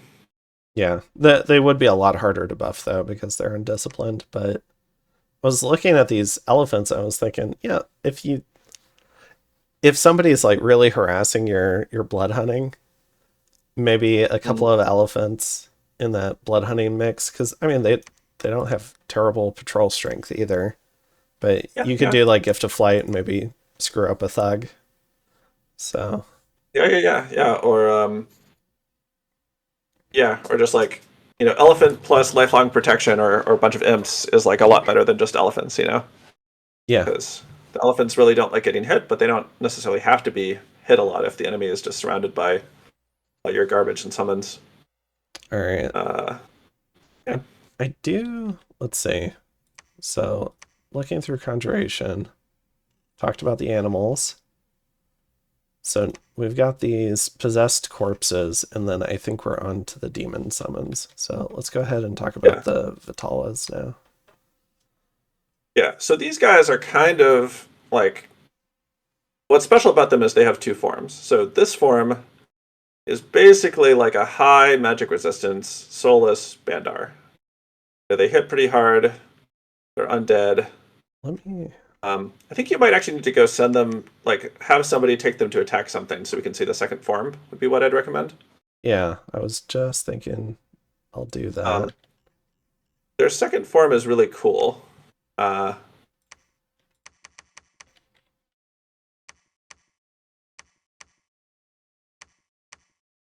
Let's do some militia. Or don't fight maybe. something too weak. You need to make sure they kill one. Oh, it's got And this heavy will, infantry. Here we go. yeah, All right, here we go. yeah. So this guy has two really good attacks, but he also has their length 0, and he has low defense and awful morale. So the first one is a armor piercing life drain, and the second one feeble minds things, I think. Oh, this one So did get battle fright, so it's not. yeah, but But but yeah, the it's base is still bad. 8, right? This is something where like these guys, if you had like a bunch of morale gear on the commander, could actually be pretty good. In that, both of those attacks do nasty things. Like the touch of madness in particular. Is there an MR check on that? No, just Okay, damage. so MR. No, it's Oh MR yeah, negates. yeah. Emerald Um, negates. and you have to do damage to do feeble mind. So it's kind of like It's MR A negates little bit. for the touch, but then the feeble mind is just on damage, which is nice. It's not a second MR check. Yes, but you need to actually do damage, right? And so what is the damage on that Touch of Madness attack? Yeah, it's only Uh, 12. So I think these guys like can definitely, if you buff them in the right ways, uh, and have a high morale commander, I think they can be pretty scary because, in the second form, like the life drain attack, is really good against thugs. The Touch of Madness, if you get a lucky roll, Feeble Mind's a thug. Like you could probably mess up a pretender with these guys. yeah, I was just thinking that it'd be a really funny way, like if somebody's not properly bodyguarding, maybe some mages in the back, you could really get in and cause some issues. Yeah, or like if there's a Titan that isn't very killy against undead for whatever reason, like just buff these guys' strength and send a bunch of them in, and Yeah. hopefully get them into the second form and using this attack. It might Was it it certainly is armor piercing damage at the very least. Um, like a but soul yeah, I think that they've vortex got a thug role. with one attack? I don't know. Yeah, yeah, yeah, exactly. I don't think that they're like I think they would actually be a pretty special tool on another nation. With Lanka, like there's kind of this thing like, well, I could just send 5 sacreds there, And kill and it. whatever Yeah. thing this guy was going to do, they're just going to hit so hard that they'll probably kill it. Um, and it's this guy has a magic weapon, but only after you kill the first form, and he's in the second form with low morale. So I think that the concept I think is that these guys turn into a spirit form a la Yomi and run away. Is sort of what the designer intent is, and these cool attacks aren't actually intended to be used much. And I think we'll see what happens, but I bet this guy individually routes and runs off in this fight. Yeah, we can play it a little bit more. Yeah, he hasn't yet. Now, I guess these have 17 morale, so if they're all in a squad together, they might hold up the average. Yeah, And they're also ethereal in the second form. There he goes. yeah. But yeah, I don't know. It's a neat unit. It's very flavorful. I don't. It's very flavorful. Yeah. How much does it cost? Let's see. Would I rather have Ganas than Vitalas? I guess that's the question. I don't know. I have not figured out like a use case that came up where I was like, yeah, Vitala is what I needed, but they probably exist. Um, I think it's just a little bit more situational, and you need level 5 research to do it, right? So Yeah, I guess if there's some maybe like some stupid boar pretender that's just trampling all your stuff. Maybe these guys will just feeble yeah, mind them. yeah, I don't yeah. know. These guys could be good against a boar, yeah, because the boar will fatigue himself a lot, and thus you'll be able to get critical hits and do something good with those but um, low damage attacks where you just get enough rolls that you'll probably have something good happen. Yeah, because I mean, was it you got ghosts at 6? Shade beasts are pretty decent. It's a very niche use case considering like some of the issues that they have. Like you could also Yeah, just get a Bane Lord. yeah, but they're pretty cheap, like 15 units for that you can buff, like their protection and stuff. I don't know. I think it's really just a sort of opportunity. Like the problem for Lanka is never I need troops that can kill a hard to kill thing. It's Yeah. it's usually going to be something different. And their magic weapon is only in the second form, so you need to get them killed first to like pop misform with them. So I don't know. Maybe you cast this once and you mix in like a few of them in various parties that you kind of expect to run into a misform thug, and maybe that's like the play. Maybe Because in their job is to just get misform off, and then the Lanka troops will kill the enemy. maybe in like the super late game or something where you can afford to have a bunch of Yogini just sit down and like buff them Yeah, yeah, and then maybe like put flying on them or something to mix them into an army to that has a lot of big SCs in it or something. I don't know. It I don't know. Okay, we should probably go to the blood summons because they're kind of the yeah. what's special about this nation. All right. Um, So first up, I guess, is Rakshasas and then Feast of Flesh. All right. yeah. So okay, yeah. So I think like sort of to back up a little bit. The uh, okay, there's one problem that you're going to observe looking at this unit that I should just mention is that in this test game we have a larger blast. So this Rakshasa is size 5, but it'll be size 4 normally. And some of the stats are going to be off. It'll have 3 more strength, 1 less defense than Right. what it should have. This is with the blast that you took in your game. That's Yeah, true. yeah. But I think if you look at the sort of theme of the Lanka summons, all of them kind of have some similar properties. They've got strength around 20, size 4, 13 attack, 10 defense. And the thing that's special about the Rakshasa is they're the only one that has better attack density. So Lanka, I think it's pretty hard to find a thing that's just going to like brawl in melee with Lanka troops, especially in turmoil scales, and do well. One of the things that will do a good job with that is things that have weapon blesses and a lot of attacks, because the Lanka guys they hit really hard, but it's only 2 attacks per square.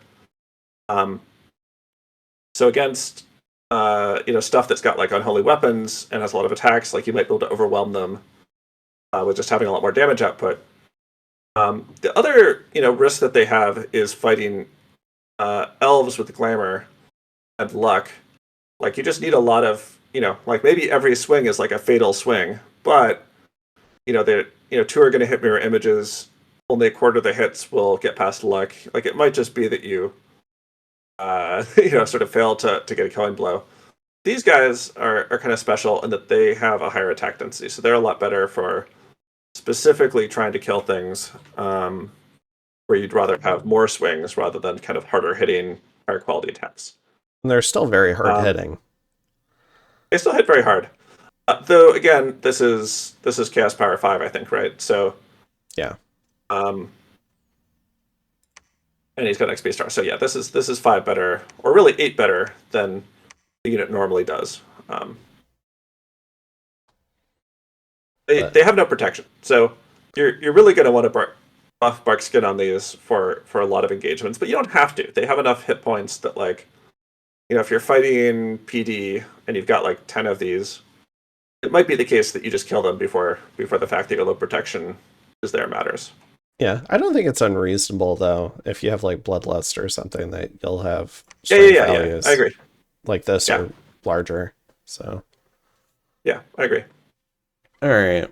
And one thing to note, these have 16 map move with this larger breast, as do the Palankasha. And that's actually one of the main reasons I took the larger bless in this game is the map move, because 16 is the threshold where you can move across a friendly province and attack an enemy province from there.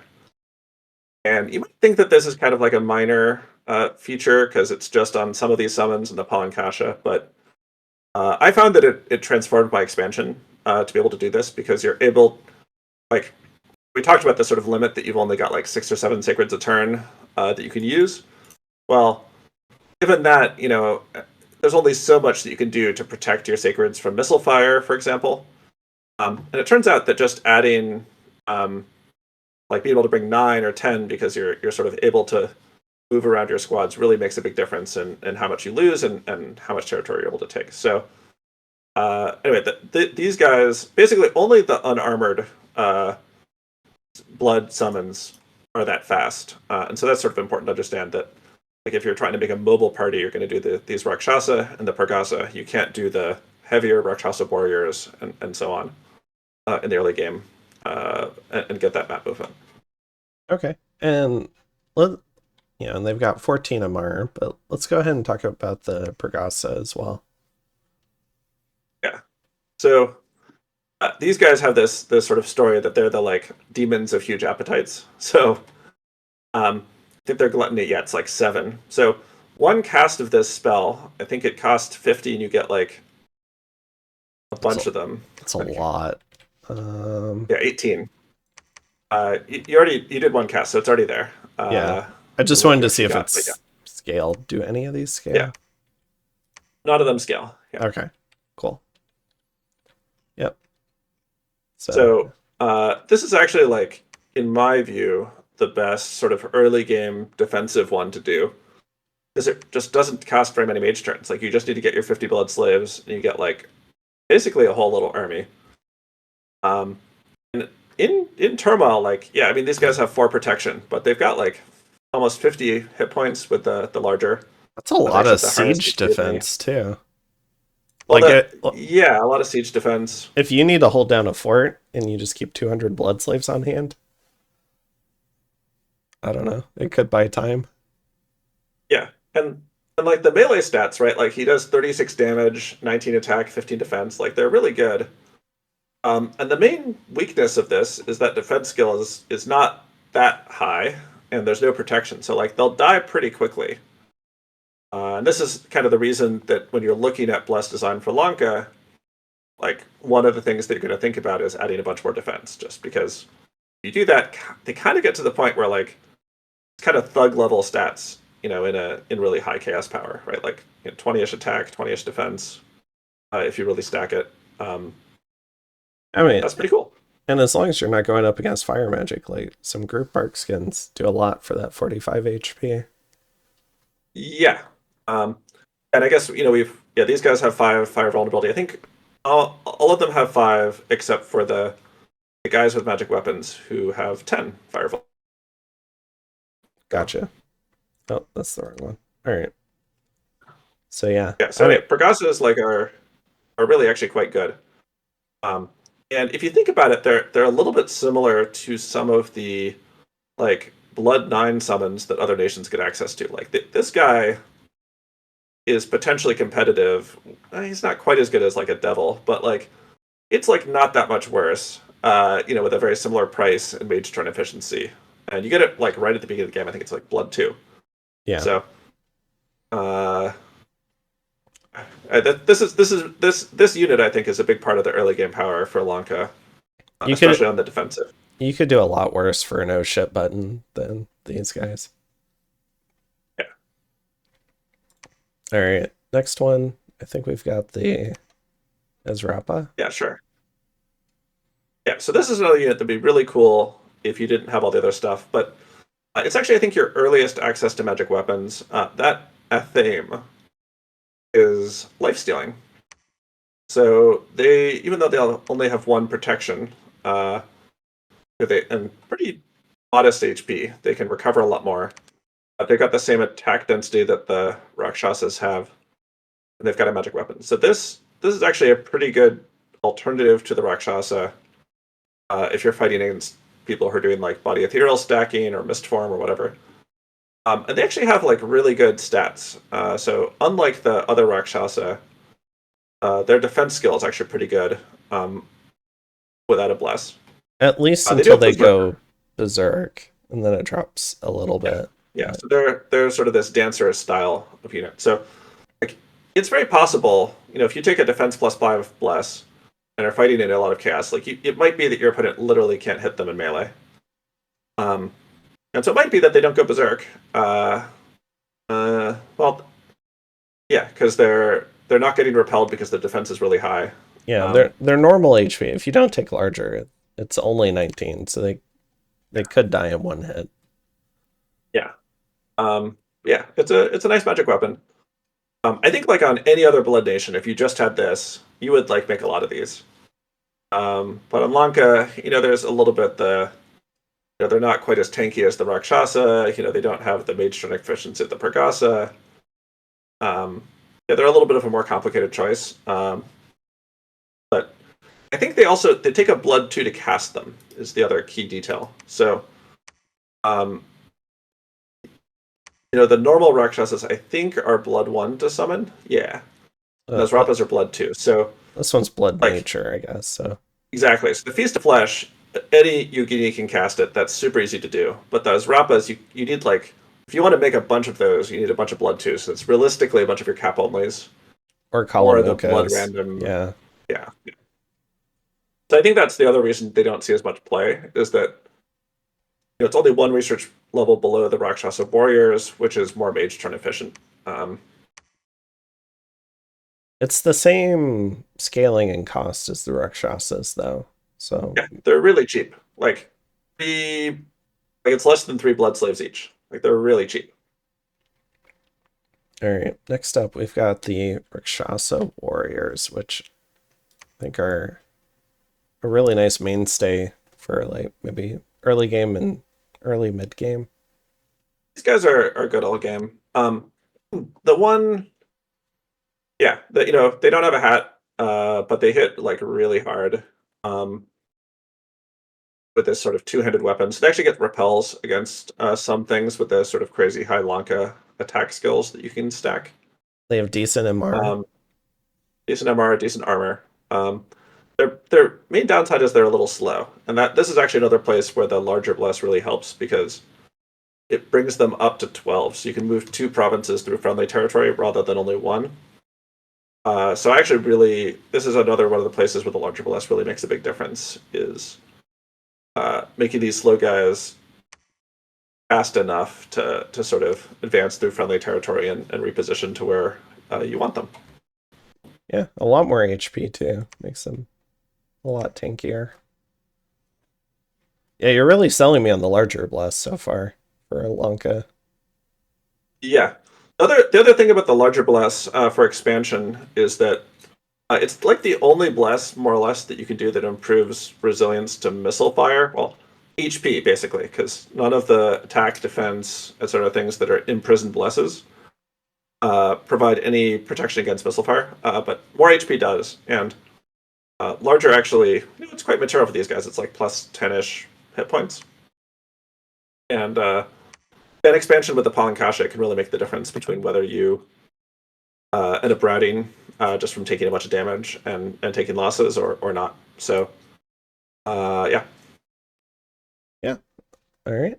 And then I mean they're also just super killy, like which has just been a theme through the whole nation. Yeah, but more Terrifying. importantly, these are the first guys who have armor. So, like, Yeah. the earlier blood summons have no protection. These guys, you add bark skin, and they're actually like pretty hard to kill. I would describe that as they're kind of like each one is like a light army thug. Like it's kind of crazy like how much you would pay for it. No, but again, these stats are not the real stats. These are 5 added to all of the stats, so they are not quite this strong. But for the damage, Bloodlust basically gets you here, and that's like I think at the same research level as these guys. So you just need to send any blood tube mage with your army with a couple blood slaves, and you can get that. So it's really just the attack and defense. They're going to be a lot lower than what you see here. Well, unless you're fighting in your own dominion. But Well, this is Chaos Power 5 because you also blood hunted. So yeah. friendly dominion is typically going to be 3. So, all right. Um I mean, you could like proc bloodlust. I mean, there's a lot of ways to boost different values. Yeah, yeah, Um, let's see. I think the next one are these guys. yes. So these guys are like I think at maybe level 5 or 6 research, and they are really special because they have for one thing, their just attack and defense skills are a lot higher. They've got the buckler, and uh, and then they've got 2 dark power. So like as Lanka, you cast darkness, and you're fighting, or only one. Maybe it got As Lanka, you nerfed. cast I don't know. darkness. No, I think the commanders have 2, and these guys have 1. This is probably what's Okay. going on. Um, like you can get to like with a bless. These guys having like 20-ish attack, 20-ish defense, and they come with this magic weapon, which is really huge, and has like a 2 more attack bonus on the weapon itself. And it'll also kill magic beans, but that's probably not that important because the damage is so high already. Um, yeah, these guys are legitimately like a solid army thug chassis, sort of in a box. And if you can put up darkness, it's just very hard for the opponents to fight them melee.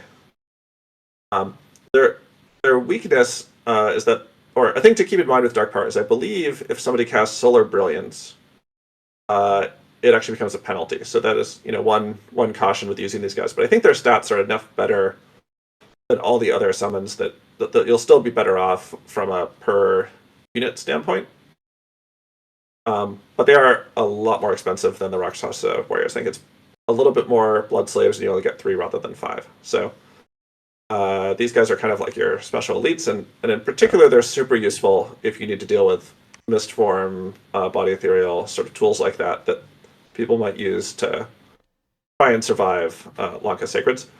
Also, this weapon is slashing, so if you manage to get gnomes or blue caps and some sort of earth access and do steel slice warriors, these guys will do incredibly high amounts of damage that are kind of at the level that it's not really possible to tank with a thug or super combatant sort of chassis. Like even a Titan is not going to survive in melee with a bunch of these guys that are buffed with steel slice warriors and stuff like that. Not only that, but they can kind of just show up because they're stealthy. So Yes. a So that is Rakshasi actually could just like bring him into an army and it wouldn't necessarily be scouted. yes. And there's a commander version of these that's an assassin, but it also has the leadership to lead these guys on stealth raids. I think it doesn't come with like a ability to bless, so you know you'll have to manage that. But a thing you can do is sneak like a squad of these guys into a province, wait for an enemy squad that's like counter rating to move into it, and then magic phase a Raksharaja onto it. He can bless all the stuff you had stealth there and do a surprise attack that way. So these guys are really quite a powerful tool. Yep. And I mean, these guys are really neat too, but I think they're a different Yeah, summon. So yeah, the commander is like Conjuration 7 or something, or Blood 7. I think he's a lot later in research. But he's actually like crazy. Um, yeah, 7. okay, so these guys come on at Blood 5, which is reasonably early if you need magic Yeah, it's weapons. not that late. Yeah. So and maybe like a tougher version of magic weapons than the Azrapas. So Yes, exactly. yeah, I really like these guys.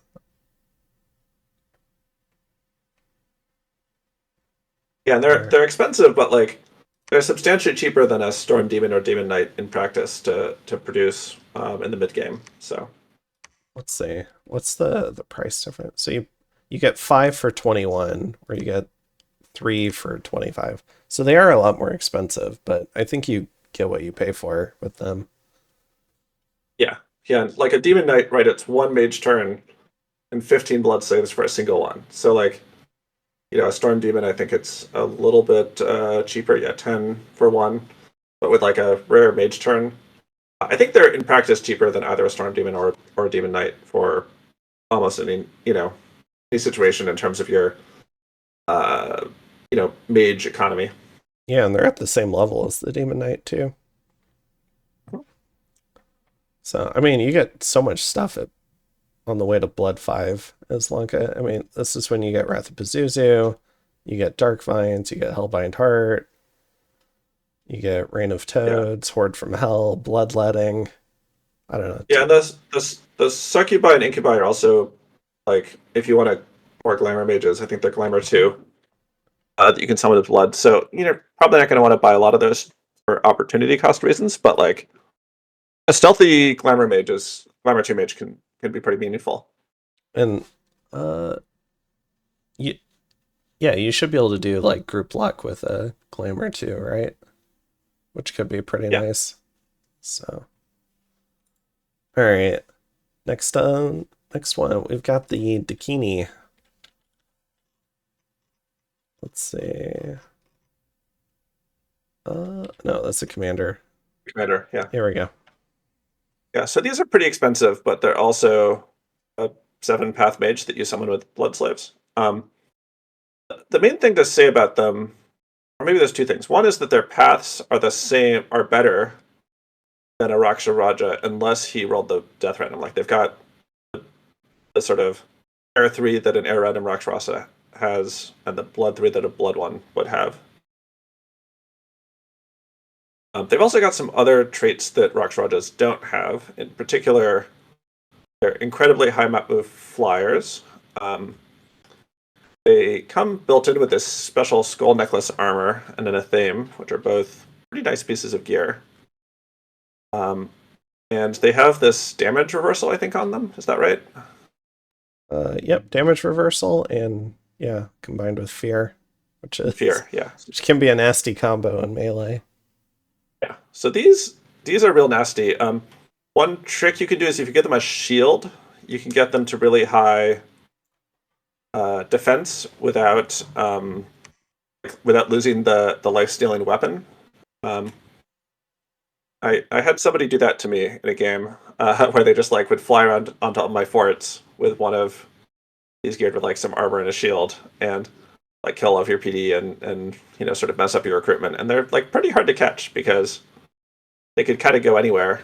And the fear and the damage reversal and all the other stuff just makes it hard to get rid of them. So I would say that like the main thing that's notable about them is that they're kind of better than a Raja for anything other than death random purposes. So it may be the case that once you can make a lot of these, you shift your capital production more towards the rock chassis to get more of the glamour paths or that kind of thing. It's sort of a trade-off thing that might come up. Yeah, and like maybe like the first one or two provinces deep into an enemy, maybe it's more of the Raksharajas, but then locking down forts again, like you were saying, the Dakini with 30 flying map move can really go pretty deep for an alpha strike and also get away. So I don't know. Yeah, That's crazy to me how far they can go. So yeah, yeah, and again, they're blood threes, so you can do hull power stuff with them if you want to. Like in theory, you could fly this onto somebody's fort, like with a blood armor, and a maybe a real thing or something. Do hull power, do wrathful skies, and yeah. like be kind of like a crazy super combatant. And then Also, cast Soul Vortex. I think you get hull power boosts all your past. You'd be able to cast Soul Vortex with that. if you're trying to lead around maybe like Draconians and Great Eagles, either for patrolling or you want to take them from patrolling to sieging a fort really quickly, like you could do a lot worse than running them around with a Dakini. And Yeah, then the other thing that's just kind of nice is they do have consistent paths. Like if you're paying a lot for a summon, sometimes it can feel bad to fish for like the right random you need. So just knowing what you're getting can also be really nice.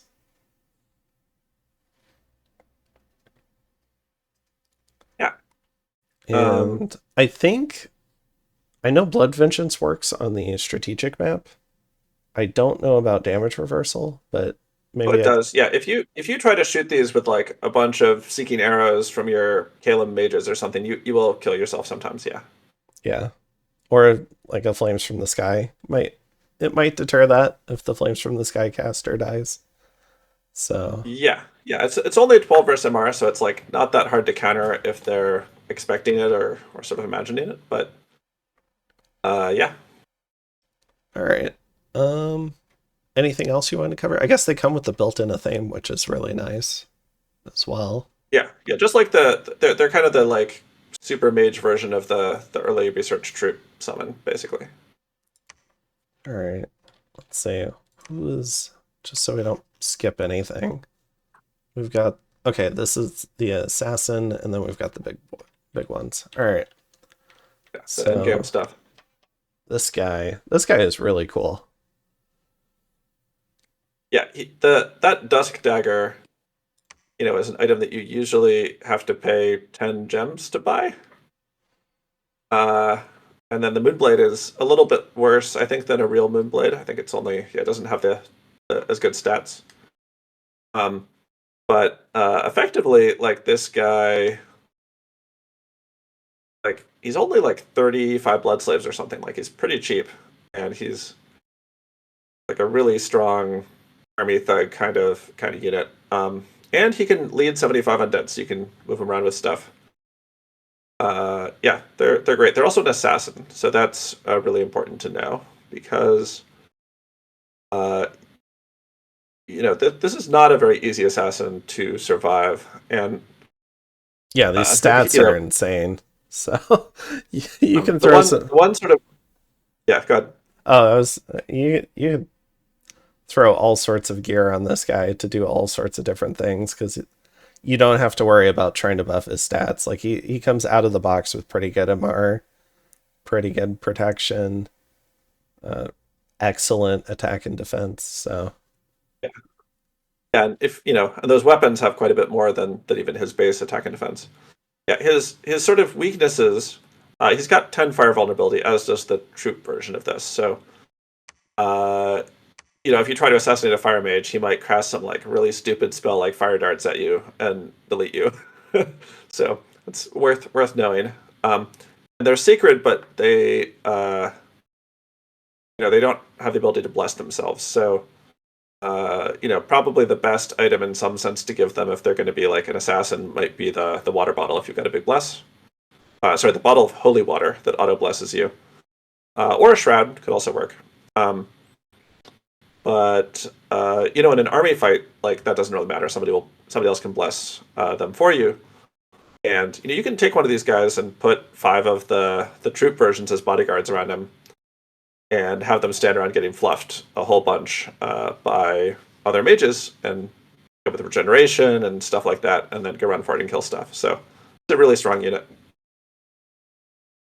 right. Also ambidextrous, so you get a little bit rewarded for giving him more weapons. Although I don't know why you'd necessarily replace these unless you had a particular job for him to do.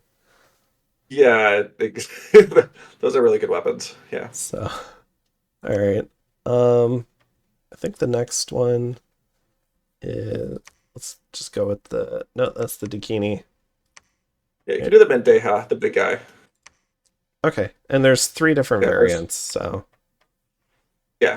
Technically, there are 3 like brothers, that are the Mendeja, and this actually changed from Dominions 5. In 5, you could get infinity of these guys, and I think it's a really good change to move it to be there's exactly 3 because they're this is like a serious super combatant chassis. They make the entire battlefield dark. They're holy 3, so they can claim thrones. They've got this giant sleep aura, so like stuff that's near them falls asleep, which makes it really hard to harass down like a, something. Yeah, sleep aura 15. I think that's like way bigger than the shoot and doji sleep aura. I think it's like probably almost half of the squares at a rate like going 2 away because it's 8. Yeah, I think and 24 it's or something is like the full 2 away. 5 by 5 grid. Yeah, Yeah. yeah, and it's like I think it's multiple pulses per turn in terms of how often you have to make an MR check or fall asleep. So yeah, these guys are really powerful. Um, it because it's a blood 8 summon. Like you may not actually use them as a super combatant very often, just because it's a flying, blesser for your whole army that can deliver a lot of what you want to do army wise. But if you ever like, it's basically a Titan, they're size 9. So if you have a situation where you want to go like kill an enemy, really big thing with a midget masher or something, like this guy's your dude. He comes And with the 51 damage flesh eater. yeah, well, again, this is Chaos Power 5, so everything is super boosted uh, and larger, right? So it would be only 43 if we didn't have those 2 things going on. But yeah, but yeah, again, you can buff all that stuff too. I don't know. Like yeah, yeah, it's kind of nuts. He does have a fear aura to go with the sleep aura, and then yeah, dark like Dark power Power 3. 3. So just in case you needed more stats. Yeah, I think this guy is a candidate for like the unit that you can have the highest attack and defense skill on in the game. Like there's I think only a handful of things that have as many features that can buff your attack and defense. Because I think he's also Chaos Power 2 is part of the story actually for why his stats are so crazy. Yeah. Which is actually plus 10 attack, defense, and strength from that ability right now. Let's see. Here we go. So base attack skill is 15, but I don't know. Yeah. It should be pretty easy to. I feel like you would be very careful with how you use this guy to where you're not going into heavy order scales. Yeah. Or yeah, that's right. let's see. Uh, Sorry, I'm getting a lot of Discord pings, so I'm going to mute that really quick. Is there All right. anything else you wanted to mention about the Mandeha? I guess there's three different variants, Yeah, they just each of them different has a different randoms. Okay, path that's lower. I think. Yeah, yeah. okay. And then who was And then the? there's some troops. Okay, Yeah, they're so there's the troops. That's right. summonable These. Titan troops, which is I don't know if there's other nations that have size. I think they might be size 9, and they're just enlarged to 10 in this particular build. Um, but these things are kind of funny. They don't have a hat like the rest of the Lanka demons, but it's like three really big weapons. They have Chaos Power 2 like the Mendeha, so um, in friendly Dominion, their stats are just ridiculous, even without any bless at all. Um, They got this Halt and Sacred thing too, which is pretty yeah, neat. they've got a halt sacred ability, but honestly, like They'll you're probably probably just not going to kill have a it. lot of things you hit that survive getting hit by you. Yeah. Um, yeah, so Lanka's got a really solid late game. Like this thing, enlarged, which again, if you're not running larger as your bless, you're just going to cast Army of Giants by the time that you're getting like a lot of these. Yeah, they have 120 hit points, like really high MR. Like it's not really clear how you get rid of one of these things without really fighting, and they come three at a time in the summon spell. I, So gue- they're not cheap, but I yeah, guess they're pretty strong. these guys in particular, if you did feel like making them a commander, they will become Holy 2 and they get to roll, at least according to the inspector, Yeah, yeah, four 50% chances, two of which are blood and two of which are air. So you could potentially get like an air 2 magic phase guy by turning this guy into a commander, which is an yeah. Or interesting. even if it's not magic phase, like this is like a Tartarian class thing. With a lot better stats but lower paths. So, uh, yeah, I would make them a commander just to like put some better weapons on them, give them better armor, make it easier to give them orders to stand around to get flopped or whatever. Yeah, Um, why don't we do that for a few of them? Let's see. yeah, you should do Uh, it for like two of each type would be what I do. That's the very top sure. spell, super finding. So two of the Danavas and two of the um, Daityas. Because the Daityas I think get better paths, but don't have the four arms capability. Oh, I clicked the wrong one. Okay, there we go. Uh, yeah. So this guy rolled air 2. So, I mean, this would be really nice to just get out of the box from like a divine name or something. This guy got blood Yeah, too. and if you look at their paths, Blood 2 is still good because you can do damage reversal with that. So I would just use it for different things than the magic phase capable one. The one thing to note about these guys, the is that if you just look at their slots, they only have one miscellaneous slot on the forearm guys. So there's some types of kits that are less good, but honestly, I think there's like no nation that would not be happy to have that kind of thing. Right? Being size 10 is actually really special because you could gear this as like a Titan killer where you give it super cool weapons. Because these magic weapons they start with are like actually not super great weapons. Like they're magic, but like their stats are kind of basic for some of them. Yeah. The stuff you can forge at the research level is a lot better. But in any case, because they'll wade through your other troops, you can use them to eliminate really really tough stuff. Even if they didn't have any paths at all, if you just like made them a commander. Yeah. I mean, you could do all sorts of stuff, especially with four weapon slots.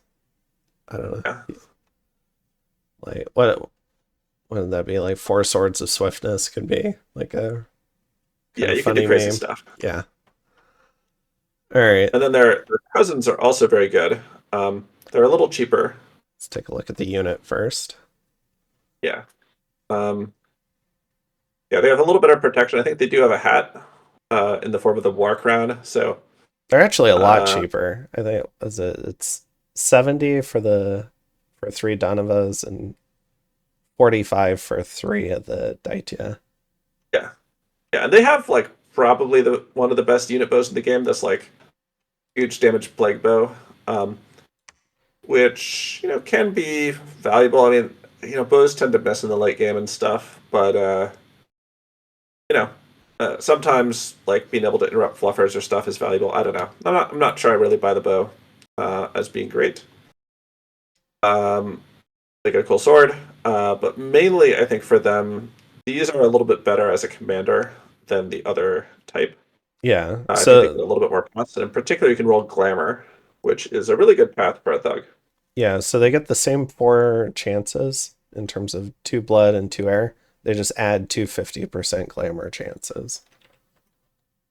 And so yeah, it's like, so like this one rolled air and glamour, and this one rolled 4 paths, which is pretty neat. Yeah. The other thing to mention about these ones is that They get 2 yeah, because miscellaneous they have slots. yeah, like because they have glamour, they're a little bit more able to self buff themselves, probably, and they've got the second miscellaneous slot.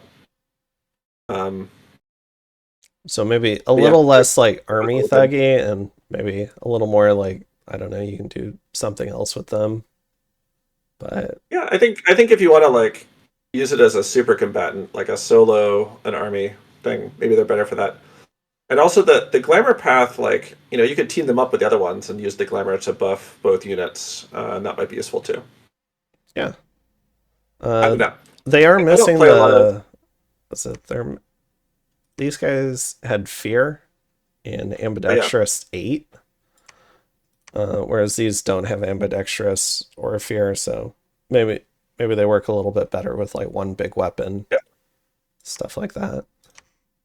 yeah. Overall, I think the summary statement that I would say about the Lanka blood summons is that like the early game stuff is pretty good. Like it's comparable to some of the like blood 9 level summons in terms of how much you get because you get big numbers. They're sacred.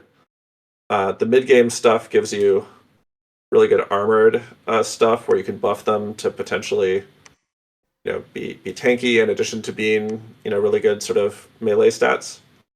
And then the late game stuff is just some of the most powerful demons in the game, and is really great unless you need to invade somebody who's got like order 3 and is blood sacrificing. So you got to keep in mind like you do have to be kind of controlling the Dominion in order to get the crazy stats that we see on these guys. And if it's the opponent who's controlling Dominion and you're kind of having to fight into it, uh, these chaos power features can be vulnerability. So, thinking about the nation, I think it's really valuable that the Raksharajas can do storm demons and that you can do dark vines and so on. So even if you end up in the late game where you've got these super cool Titan-like tools, but the world is filled with really high order, you can still sort of pivot to some of the generic blood stuff and can mass produce it pretty easily. So I think it's like a kind of one of the strongest late games among nations, and certainly has some of the best troops in the game. Yeah, That just said, it's an yeah, go ahead. overwhelming number of options. They just all happen to have chaos power unless you start delving back into the generic stuff. Yeah, So, um, and because you can generate some chaos power benefit with unrest, and you've got these remote unrest spells, like it's really quite it takes some preparation, some skill, but you're often able to be having chaos power be a bonus, not a penalty. yeah. Um, so my vision of the nation is you really need to like if you can get out of the early game and the early mid game with good enough research that you're not getting wiped by people, say doing like a grip of winter or heat from fatigue play or something that's kind of or a master and slave play before you've got anti magic ready or stuff like that. Just the scaling is phenomenal in terms of both the troops and then also these like really high quality mages and thug chassis. So, in terms of thinking about goals for the nation, um, I think it's really important to get good research. Uh, and keeping in mind that you're going to be spending a bunch of mage turns on blood hunting. So, compared with another nation of the same like scales as you're going to have worse research than what they have. Um, That's true. The headdress of the bull is actually another fun feature. It's like one of the Yep. maybe the only national item. It just gives you a buffalo. Uh, Very good for assassination battles because um, tramplers are really good in that context. And it's a And berserk it trampler. berserks. Yeah. Yeah, exactly. So like, there's not a lot of mages that like can deal like if you're going to do an assassination that can deal with a berserk trampler running at them without bodyguards. So Yeah, so like I don't uh, know, like you could put it on this guy if you wanted, I guess. yeah. So Now I don't think that there. That all said, there are nations against which I think Lanka does not have an amazing matchup in the late game. Um, and one of them is if you've got like a Mictlan or a sort of any of the nations that get their own sacred demons that get 3 attacks per model and 2 models per square, like the sort of 6 attacks per square ones, like the Ocelot and the Seer. Um, in the ultra late game, you get these Titan things, and maybe you're fine. But before then, those really high attack density demons are going to trade really well into these Lanka summons. Because even though the Lanka summons are like a really good sort of like half giant chassis, uh, just the overwhelming attack density is a stronger capability than what these guys have. yeah. And I think the was it the scaling rate for the Rakshasa is it's similar to an Aussie, isn't it? Yeah, it's similar to Ocelotl. That's right.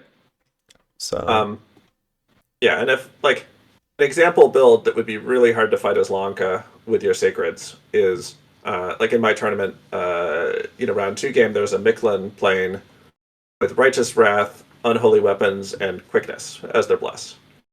And those Autolotl will just land and delete these guys, even with these crazy high stats, just because they've got 12 attacks per square versus your 2. Um, and if they hit your buckler, that'll trigger the Unholy Weapons and do a ton of damage. And they're just going to be rolling so many times that it doesn't really matter that your hits are pretty good, back at them. yeah, Um, that sounds terrifying. I'll be honest. I don't yeah, like it is terrifying. maybe you do start rolling out the tigers and other random garbage just to try and Yeah, distract them for a couple of rounds. yeah, exactly. Like I think that's where you're like, oh yeah, what I need to do is summon a bunch of Ganas and get them stuck on the Ganas, and you know, because that build doesn't have magic weapons, and then have some other mechanism for killing them, or just try to take a favorable engagement in terms of numbers or whatever. So it's not like you're like dead meat because somebody took that build into a game, but that's one sort of risk to keep in mind. And I think the other risk going into the late game is just somebody getting so ahead of you in research that like you're doing kind of like early mid game stuff and they've got kind of big late game stuff and they're able to just dominate you with full spectrum 7 battlefield wide spells, kind of stuff. And even though your guys would like wallop them in melee in the stats game, you're just sort of overwhelmed in that respect. Maybe Um, like an order Hinnom because they have such great blood yeah, sacrifice exactly. could So be really annoying. yeah, one of the nations in this game is Fall Skills Hinnom, and I think that they might get an Order Throne. So that's a type of thing that's a concern. And Hinnom can blood sacrifice, right? So they're going to win the Dominion pressure game. So yeah, you do need to sort of watch out for that type of risk too. So and I mean maybe that stuff you can cast the remotes to put on rest for a turn or two in a particular province, but that I Yeah, think that kind of stuff makes a big deal in the raiding game as well, and you won't be able to put those spells there. yeah. Okay, so I think that's kind of the national overview. I Well, think you'll get a feel. Go ahead. oh, so I do have some questions. All right. So Yeah. something I like to do in mine is I kind of like to look at each stage of the game. So maybe in a first war where no one's got above a 5, let's say in tech. Mhm. What are some of the things that you would be trying to do on Lanka? And maybe what are some of the research goals that you're going for? Yeah. I would say that the first goal I would target, and I think it's what I do in this game, is Evocation 2. And the reason is that that gives you like a good spell for both your Yogini, who can do web. Web is really a quite good spell, and it's especially a good spell for Lanka because your guys have so much strength that web doesn't work on them.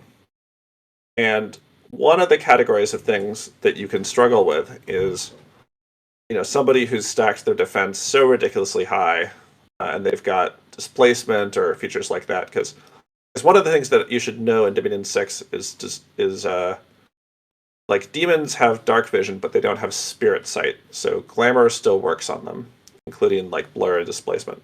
So anyway, web, entangling enemies is just tends to be a really good trade against most things. It's not going to do anything against merciful giants, um, but against like elves or sort of other stuff that is relying on defense to fight you, it'll sort of solve that problem. And the friendly fire is not very important. Yeah, I absolutely agree with that. And then the Anything second, after that? Yeah. and then the second is lightning bolt there, um, or giving your Raksharajas something to do. Um, Yeah, and that'll which kill also actually elves has a too. exactly. It's got a stun effect, so it can help there as well. Um, okay, so that's sort of one target, just to give your mages something good to do. There's also like Blood One for imps is always a good thing to consider. But I think a much higher priority is getting Ganas online, like in Conjuration. Okay. And I think once you've got those things, you're actually like pretty decent for being able to, fight a first war. And that can Um, come online pretty quickly, which is really nice because your mages have a lot of jobs. yeah,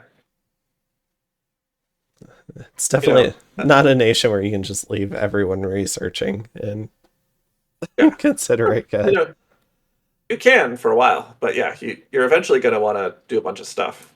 Um, yeah, so that's sort of like some of the really early starting things. Bark skin is also good. It's a little bit later at a 3, but one of the vulnerabilities for Paul and Kasha is they don't have very high protection. If you like, one of the things you could do to counter Lanka potentially is just have like 200 Bandar archers and some chaff to get in the way or whatever. Like if you're fighting Kalasa or whatever. And Barkskin really gets their protection to the point where arrows don't really do much against them. So it's a pretty powerful buff. Um, because it's one of your sort of main buffs and it adds fire vulnerability, this is a reason that like often you're going to want to take fire resistance 10 build, either like the fire shock resistance bless if you're doing incarnates, or just the normal bless otherwise. Because Lanka, really likes heat scales, and yeah, it's just really bad if you're always catching on fire. Oh yeah. And also like Yogini, like if you go up one more level, you get group bark skin. And Yeah, group bark skin is not like one of the things that's funny about that is that because it hits 3 squares and the targeting isn't that effective at only like never missing and never like this is not actually that much better than bark skin unless you're trying to cover like half of a big ball of troops. yeah, like Because there if it you're trying to really hit a work. line, you probably want the Yeah, just bark skin. But yeah. if you're And trying this to one, hit like a ball, then yeah, and this one also takes like a lot of fatigue. Like you cast it 3 times and you fall asleep typically. So one thing to consider with Lanka or other blood nations is bringing a few blood slaves so that maybe you cast this twice with your Yogini, and then your third script slot is reinvigoration, and then you can advance and cast and throw a bunch of webs with the same mage rather than need to bring like a separate mage to do the buffs versus the evocations. So that's worth considering. it's very clever. But I Yeah, would, I like yeah, that. but I would say like the level 6 like wooden warriors is really where it just starts to feel really efficient. So like with every nation, there's a big impact there. But I think for Lanka, because it's so easy to like spend 50 blood slaves and get 18, half a square demons, so like 10 squares of demons, for example, with the Pragasas, this spell just has a huge amount of value for you. Yeah. Now, going back to Alt 4, you also pick up Mistform there. And that was something that you've Yep. talked a little bit about earlier. Yeah. And maybe like Stygian skin isn't the best, but it is an earlier You don't have any form. water mages. That's not relevant. Oh, that's right. Dang. Yeah. Yeah. Well, I guess you get Twilight aroused is hunger though. But Yeah, that spell's all right. I'd say that Twilight is the other big thing at level 4 here. okay. Um, really not Twilight itself, but Nightfall at level 5 is your first access to being able to do darkness. All of your demons see in the dark. Shadow Warriors next to that is also another 2 points of defense for stuff that doesn't have Spirit Sight. Okay. Yeah, these big alteration things are really powerful for Lanka. Um, All and right. I think like it's actually completely defensible playing Lanka to ignore blood until you've picked like gotten alteration 5 or maybe some conjuration, like sort of picked up these other tools. In that, like the Palankasha are really strong sacred out of the capital. If you haven't like lost a big stack of them, you don't necessarily need to replace a whole lot more, and it might be more impactful to be able to get buffs where it can be twice as effective with the same number, and then kind of backfill in the blood a little bit later. So it's it depends what you're trying to do, but I think you've got some options. Yeah. I guess you also get blood poisoning here, which can be You nice. actually get the better version of that at 6. I think. I think Yugini can do like have the nature death cross path special one that is like an incredible amount of damage. Yeah, venomous Yeah, death. I venomous was death. still thinking like a 5 though. Yeah, yeah. Um, But I will say, like, you kind of don't really need that. Like, a single target elimination spell is not really what Lanka needs. Like, unless it's a really annoying elf. And yeah, yeah, but yeah. There are some elves with like 30 defense and bewilderment and so on that, yeah, your troops are not going to be able to handle but what else do and you are get in floating, here? so you can't web them and I guess or you get actual invulnerability here, which is nice. yeah. Yep. Drain And life is also a tool. Like, you can Sabbath up a bunch of guys to do that at this and level. storm. Yeah. So okay. And was Yeah, it the other thing I'll mention around here is there's some arrow ward type spells that can be helpful in alteration, yeah. Okay. like their smaller ones a little earlier. You know, sometimes like if you're trying to storm like a Macone capital, for example, they get like 30 of these disco boli that throw these really high damage discuses at you, which is really hilarious. But yeah, you need something to not die to those, and yeah, alteration can be a good source for that. I guess if you're invading Agartha too, maybe it could be good for that because Yeah, yeah. There's like 3 or 4 early age nations that get like boulders yeah. in their wall defenders. Well, I was thinking Those, Agartha might be a good target because they're in a cave, so you get some of the darkness buffs, but yeah, they don't always have the I would best say stats. I would be careful about Agartha, because if they're running like a Great Ulm heavy build, that's one of the things that will exploit the low magic resistance on your Palankasha. So Okay. they're not necessarily the best first war target. Yeah. Okay. Anyway, I think that's probably good for talking about earlier game research. Honestly, like the big thing that you're thinking about into the mid game is just breaking into more diversity. Like if you can get into Earth, uh, get into water, those are all really good. It's pretty easy if you're doing like an imprisoned rainbow pretender to do that because you're going to get glamour gems, and then you can get the water kobolds for the water glamour cross path, and you can get gnomes for Earth and kind of break in that way. But the one gap that's kind of tricky is astral magic, and does sort of connect to one of the main vulnerabilities for Lanka, which is you've got these really strong troops, but they're only at like 12 magic resistance, and so like a big astral nation can do enslaved mind, or they can do a little bit earlier stuff like curse of stones for nations that can get penetration on that. And that is like one of the ways that you as Lanka can, even though you have this like overwhelming stats advantage and you've got like some, fire resistance in your blast and so on, you can end up getting wiped by what, sort of somebody who's just got better research and construction development and so on than you do, even though your troops are just like super overpowered compared to theirs. So, Yeah, um, and golems can be tricky unless you've got that rainbow pretender, I guess. yeah, yeah. This is one of the nations where I think you get a penalty to buying mercenaries because you're super evil and nobody wants to work for you. But if you ever see one of the Astral mercenaries for sale, like it's pretty reasonable to overbid like a lot to be able to site search that. If you don't find Astral Indies, like it's early age, you often find Crystal Amazon somewhere or that kind of thing. Or maybe a like a sage or lizard shaman. Yeah, Yeah. yeah, yeah. All right. What are maybe like two or three targets you're aiming for in the mid game? Like, what do you consider like a proper mid game army for Lanka? Honestly, like get your alteration 6 or so to do your like big area bark skin. Um, get your blood economy going with construction 5.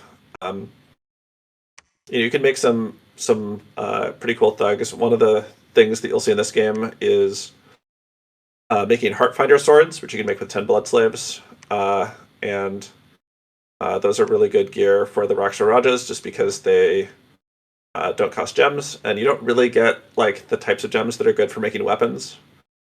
Like earth and like water, tend to be the sort of high stats weapons. So you should not sleep on these. That heart finding ability like doesn't do stuff all the time, but there's like for things that you don't kill with the main attack, having an MR die roll is pretty good as a bonus effect.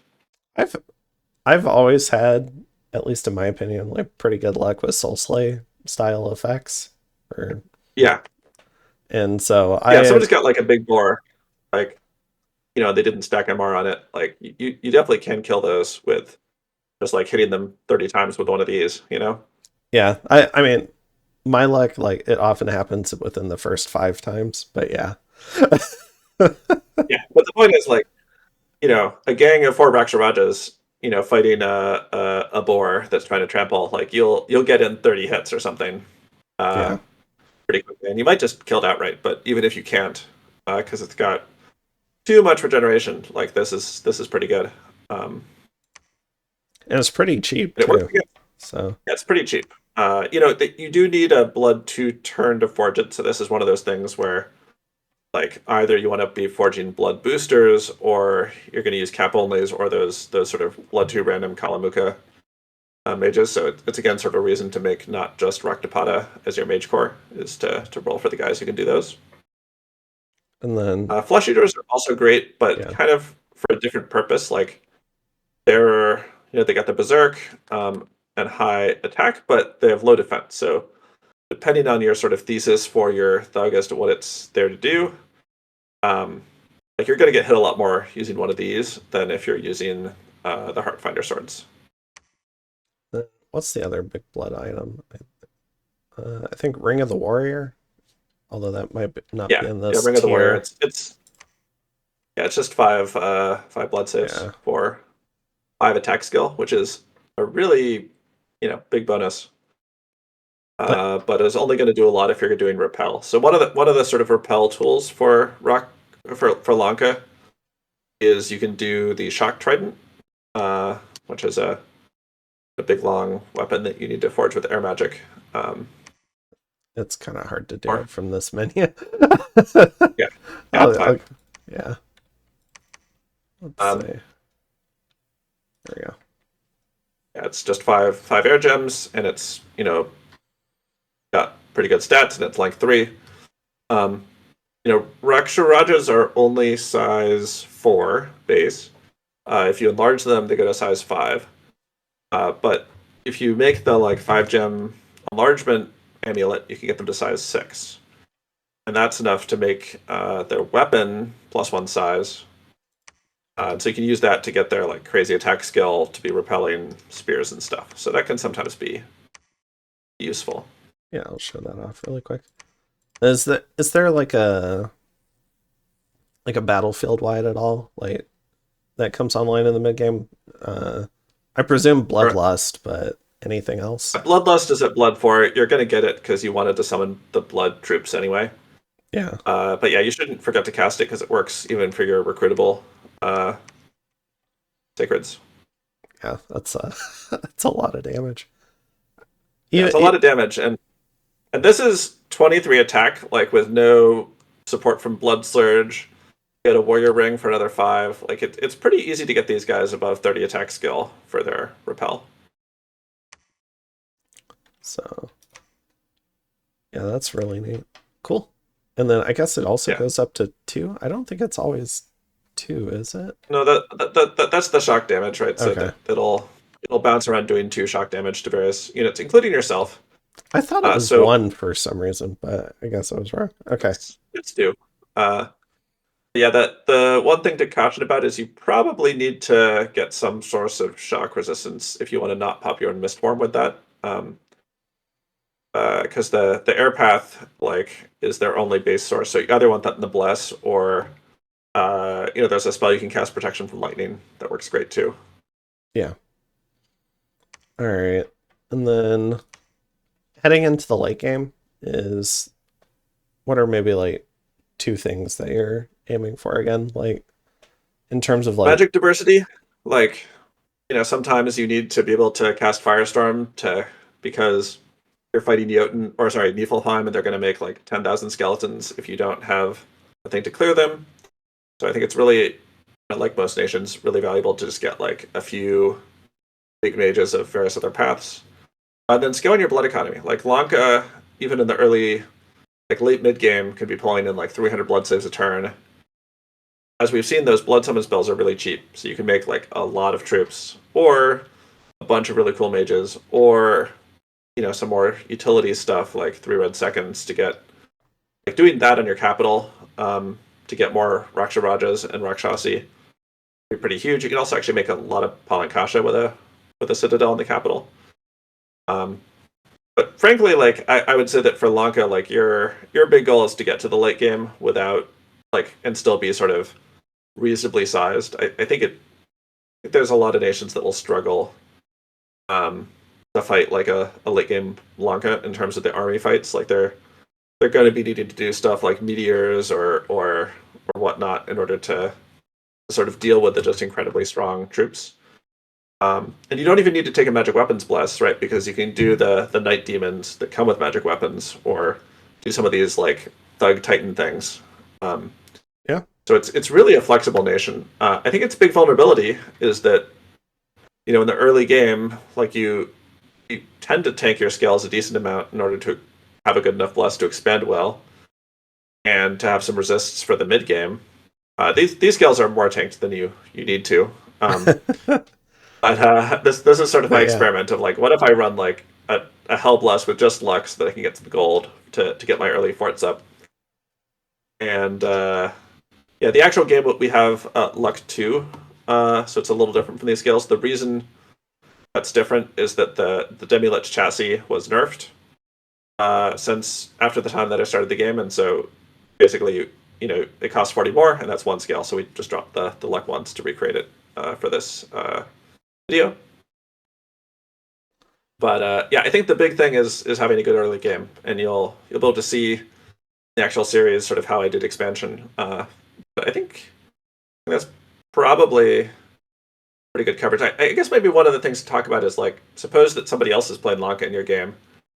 Like, how do you fight Lanka? And I think like one of the things is to keep in mind the fact that they've got these really great stats, but they only do 2 attacks per square, 1 attack per unit. So, like, luck is really pretty effective as sort of one of the most effective things at blocking their attacks. Body ethereal is pretty good. Like, if you combine those 2 things, even though these attacks are hitting really hard, they're not actually going to do damage almost at all in the early game. So, those are the types of tools you want to use to tank them, and then you're going to want to have something where your mages or your troops are able to kill them, whether it's an unholy weapons bless or a bunch of archers or something. So those are sort of the problems you need to solve fighting Lanka.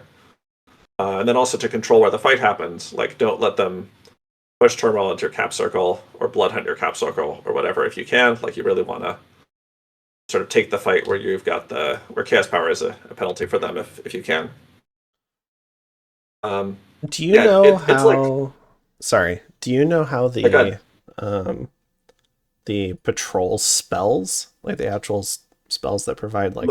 yeah. Unfortunately, for better or for worse, the patrol spells catch sneaking stuff, but they don't kill unrest. And the reason they work that way is that they don't want you to just cast those your blood hunting operations, right, and not need Oh, to like okay. actually have patrol chaff that the opponent can kill. I think. But the consequence of that design decision is that uh, yeah, you have to actually have stuff there to patrol at unrest. Now, in the late game, like 5 Great Eagles will clear a lot of unrest, right? So it's not like you need a lot of stuff necessarily. It's more you need to have a commitment that is patrolling in the target province, and it has to be able to sort of defend itself from Lanka doing sort of a light raid there. Like if you're trying to defend your throne, or Blanca putting crappy unrest things on it, well, then it might be pretty important to like patrol there. But then it's always tough to patrol with like not the whole army, Yeah. uh, And because they like, might move the army on it and kill you that way. and if you're just doing some patrol stuff, maybe one of these guys shows up and kills it. Can be Right, right. difficult. Or they just push like, you know, 10 demon knights or storm demons or something else that they summoned, that just isn't vulnerable for it, or some of the ape sacreds, right? The ones that don't have gas power.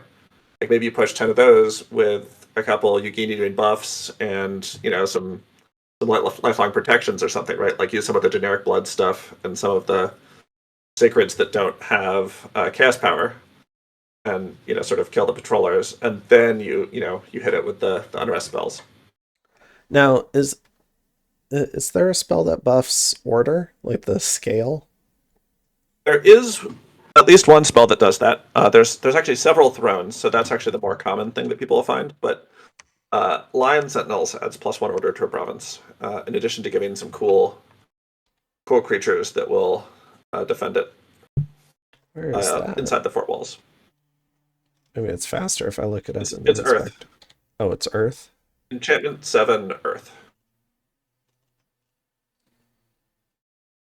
Yeah, there it is. Okay.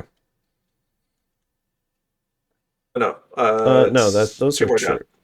The one Lion Oh, Sentinels. Yeah. Sentinels. Okay. Yeah. Yeah, increases the order scale by one. There, I was wondering if there was also like, because there's a few spells like I think it's like Melancholia and maybe something else. Yeah, you can add production that way. I don't think you can add order that way. Oh, okay. As far as I know. So I was wondering if maybe there were some different things you could do, like if you ran neutral scales. But maybe the answer is if Lanka's in your game, you go order if you can swing Yeah. it. Yeah. The other thing to mention fighting Lanka is that um, Lanka gets so much power out of their blood economy um, that typically you're going to be a lot better off like trying to kill their patrol chaff, like magic phasing somebody to cast Rain of Stones and kill the soulless they're using to patrol, or the long dead. Then you are like fighting their troops because the just the cost for them to make blood summons is just such a good deal. But if you can stop their blood hunting operation, it's effectively killing a lot of their stuff without having to actually fight it. Um, Yeah. so I think it tends to be a nation that is favorable to target with coalitions where you're able to have like they don't have a safe place to blood hunt 200, 300 blood saves a turn. They have to sort of make choices about what's a safe place to do it, worry about getting raided, worry about losing their patrol chaff, and sort of fight the economy side. I think, the other thing to keep in mind is you usually are able to stay ahead of Lanka in research. It depends, but, um, Lanka is going to be putting a ton of resources into this blood economy that other nations don't have to do.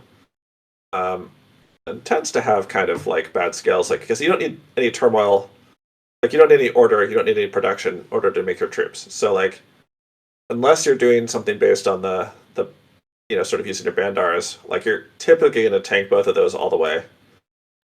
And once you're doing that, like you're not going to have a lot of money, even almost regardless of what you do with the other scales.